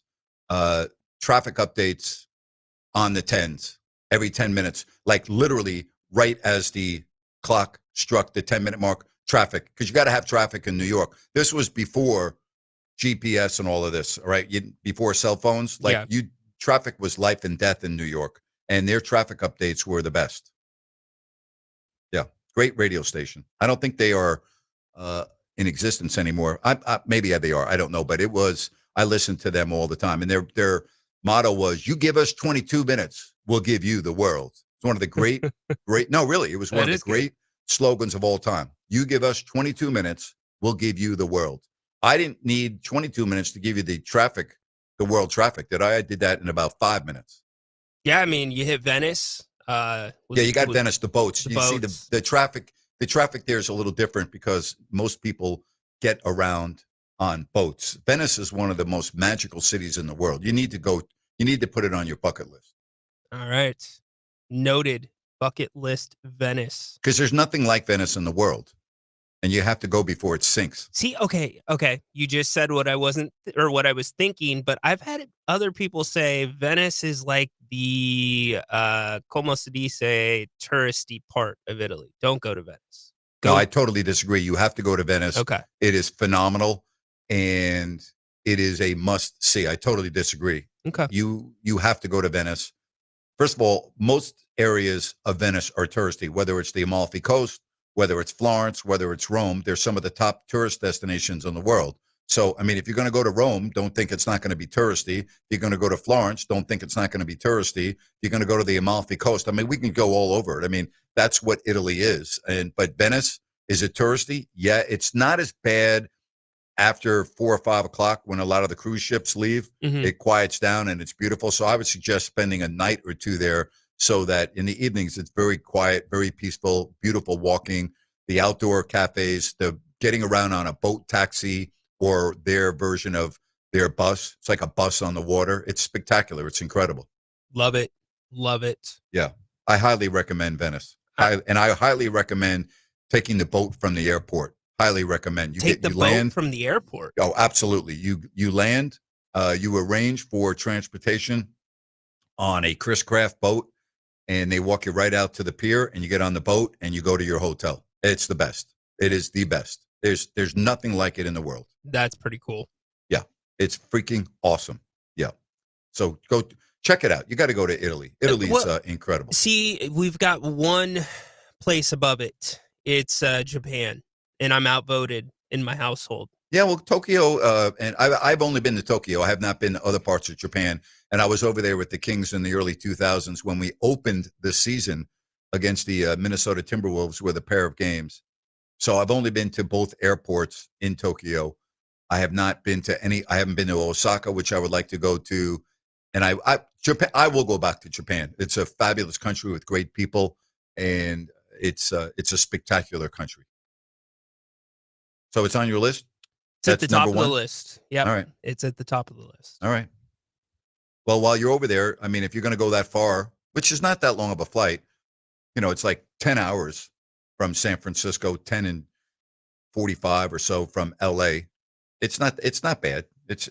Listen, it's what Lynn's doing, going from San Francisco to Frankfurt. Pretty much the same flying time, a little bit longer going to Japan. It's not that bad to Tokyo. Well, baby steps, got to get a passport first. Yeah, I would suggest you get a passport if you would like to go. That would be a good idea. You might want to work on that now so that you don't have any issues. You might want to get a passport.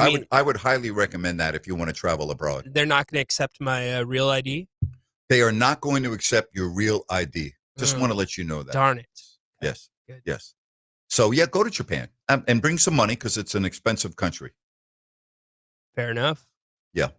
All right. So we've got traffic covered around the world. I've got sports covered around the world. So what else do we need? Weather? Nah. No. I could do weather around the world, too. I mean, that's easy, depending on what region you're in. It's no problem at all. Easy to do. So, it's not a problem. So I could do world weather. So here's the question for the podcast. So if you don't know and you missed all 3 hours of the show or a couple hours, go check out the rerun. You can download it at your convenience on Apple, Spotify, etc. Do we leave the commercial segment in with the Seattle traffic? Well, you have to. I think you do. Because people won't know what I'm referring to. Exactly. So, all right. That's good producing right there. Yeah, I think you do. All right. Again, if you want to chime in on 916-779-0929 is the number, whether it is the text line or you can call the show. NBA, a fairly busy schedule. Did you tell me that you were watching or you saw that Jaren Jackson rolled his ankle in that game with Memphis? Yes. And San Antonio? Yes, he did. And went to the bench. Not sure if he is back in the game, but did not see him go to the locker room. Okay. So we'll keep an eye on that because that's the Kings' opponent after Oklahoma City tomorrow.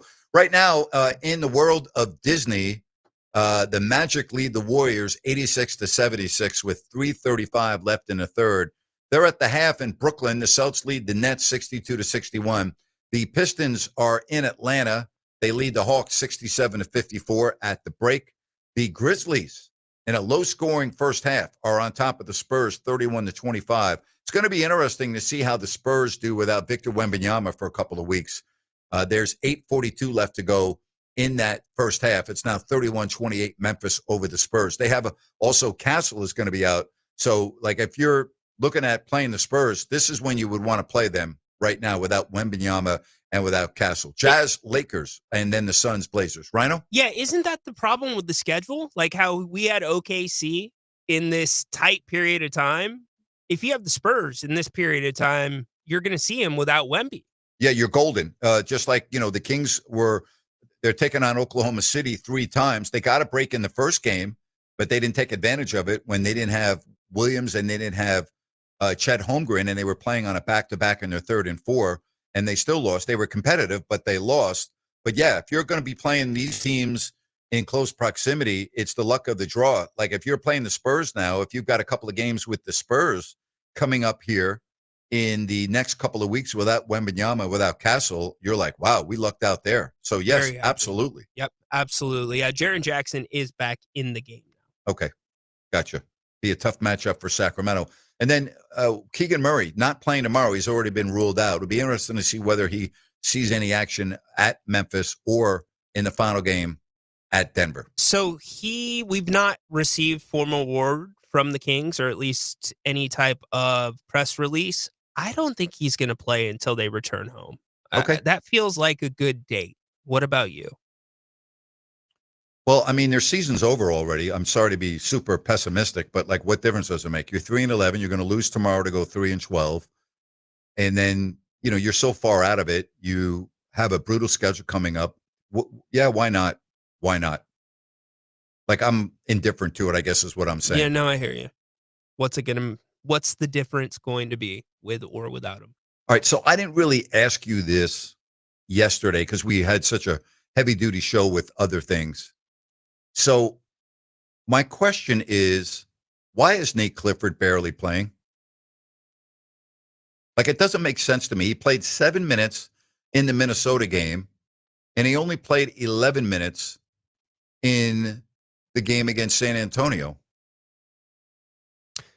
And the game in San Antonio would be a really good game to get him some minutes based on the personnel across from you. It would have been good to see him a little bit on De'Aaron Fox. I don't know, Grant. Maybe he's dealing with something that they're not listing on the injury report. Maybe they're not. That's not happening now in the NBA. The risk of fines and getting destroyed by the league, I can't imagine that happening now, especially with the betting scandal that's going on or the allegations involving gambling and everything. There's no way in the world I could see a team doing that. That's a solid point. So maybe, and this should be reported, a little bit under the weather, but outside of any of that, he should be playing. There is no excuse. There is no reason why you can't cut into some of the minutes with DeMar DeRozan. And I don't come at me with Schroeder was playing well, DeMar was scoring well. You still need to put Neek into that mix because that might make them play even better than they were playing. And that's why I think you have criticism coming at Doug Christie that is very well deserved. The Keon Ellis situation made zero sense. We all talked about it. The fans were chanting, "We want Keon, we want Keon." Those in the media, including us, were questioning it. Yep. You even had John Hollinger today from The Athletic pointed out in his scathing article on the Kings. And yet Doug Christie was not using Keon Ellis until the games were already over. And now all of a sudden he's back in the rotation. And now you don't have Nick Clifford playing that. I'm sorry. Again, I keep on going back to the theme of my Sacramento Kings talk. What's going on? Like, what's the plan? There doesn't seem to be any rhyme or reason. No, other than getting the veterans their minutes, getting them within that range. And even with Zach LaVine not playing a lot of minutes, that was a perfect way to get Neek in as well. You know, Doug Christie, it was while the Kings were home, it was during the homestand. They had 1 day of media availability on a weekend. And I asked him about Neek and Max. And you remember the quote? It's, well, they're playing Kings basketball. They're going to be rewarded for playing Kings basketball. Yes. Well, what are they being rewarded with? Again, Doug doesn't make any sense when he talks. I'm sorry. It doesn't add up. Somebody said, Grant, can you clarify if you're saying the Kings season is over with the current roster and without any changes? I'm saying their season is over, period, regardless of what changes they make. That's what I'm saying. The changes that they make are not going to bolt this team up the standings without even knowing what potential changes they could make. And I think you're going to see I don't want to say a fire sale because the Kings can't afford to do a fire sale. But when you make a lot of changes during the course of a season, which I think are forthcoming, it's very difficult to gain any momentum with that. So I'm looking at the standings right now, and I'm looking at the Kings' schedule, and I'm trying to forecast what I see for the rest of this season. And I've been very consistent with this. I have not changed my opinion at all. At the beginning of the year, I told you the season would be over by Thanksgiving. Well, I was off by a week to 10 days. It's over now. You're 3-11, okay? Now, are you like drastically far out of 10th at 5-8? No, but I'm looking at the big picture. I'm a big picture guy. The big picture is this team has no direction, zero. They don't seem to know what they're doing. I'm sorry, but we've just given you a couple of examples. I would be shocked if they beat Oklahoma City tomorrow, unless Oklahoma City decides not to play 2 or 3 of their key players, including SGA. Sabonis is not playing tomorrow. So, I don't see any way in the world the Kings could possibly win tomorrow, even though on any given day. So I think they go to 3-12. Let's say they beat Memphis and go to 4-12. In all likelihood, they're not going to beat Denver, who lost to Chicago last night. Now, Denver plays in Houston the night before they play Sacramento, but the matchups are totally in favor of Denver. We've seen Denver destroy Sacramento with their bigs. So why would that change? So I got to project that the Kings are going to come home with a record of 4-13. I think they lose tomorrow. I think they beat Memphis, although that's not a sure thing. And then they lose to Denver. So that puts them at 4-13. It's too deep of a hole to climb out of, especially when you're not very good. And you're not going to be very good. So I'm sorry. That's why I said that. And what's the building going to look like at the start of the homestand? Not good. Not good. It's the only thing that's going to save the Kings for the next couple of weeks, Rhino, is the holidays. And a lot of people come home from college and they make it a night out. It's like a social gathering. But it's after that, it's going to be bleak. It's going to be bleak. Hey, my thanks to Sean Salisbury. My thanks to you for everything that you do for this show, your support. Don't forget, in an hour, YouTube, if you don't like that, I'll be doing my podcast. That's coming up at 7 o'clock. For Rhino in Sacktown, I'm Grant Napear saying so long. Talk to you tomorrow at 3 o'clock right here on Fox Sports Sacramento.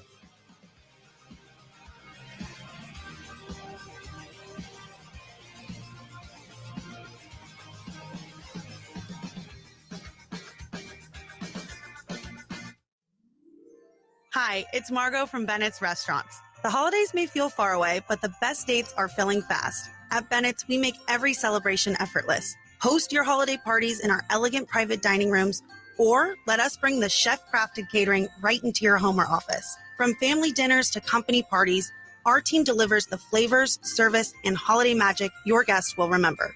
Secure your holiday celebration today with Bennett's at bennettsrestaurants.com. For nearly all of us, our home is our biggest investment. And just as important as what it looks like on the outside is what is happening on the inside. How long has it been since you had your home's electrical integrity checked? Whether your home is 10 or more years old or even a newer build, the safe rule of thumb is to get the electrical inspected at least every 5 years.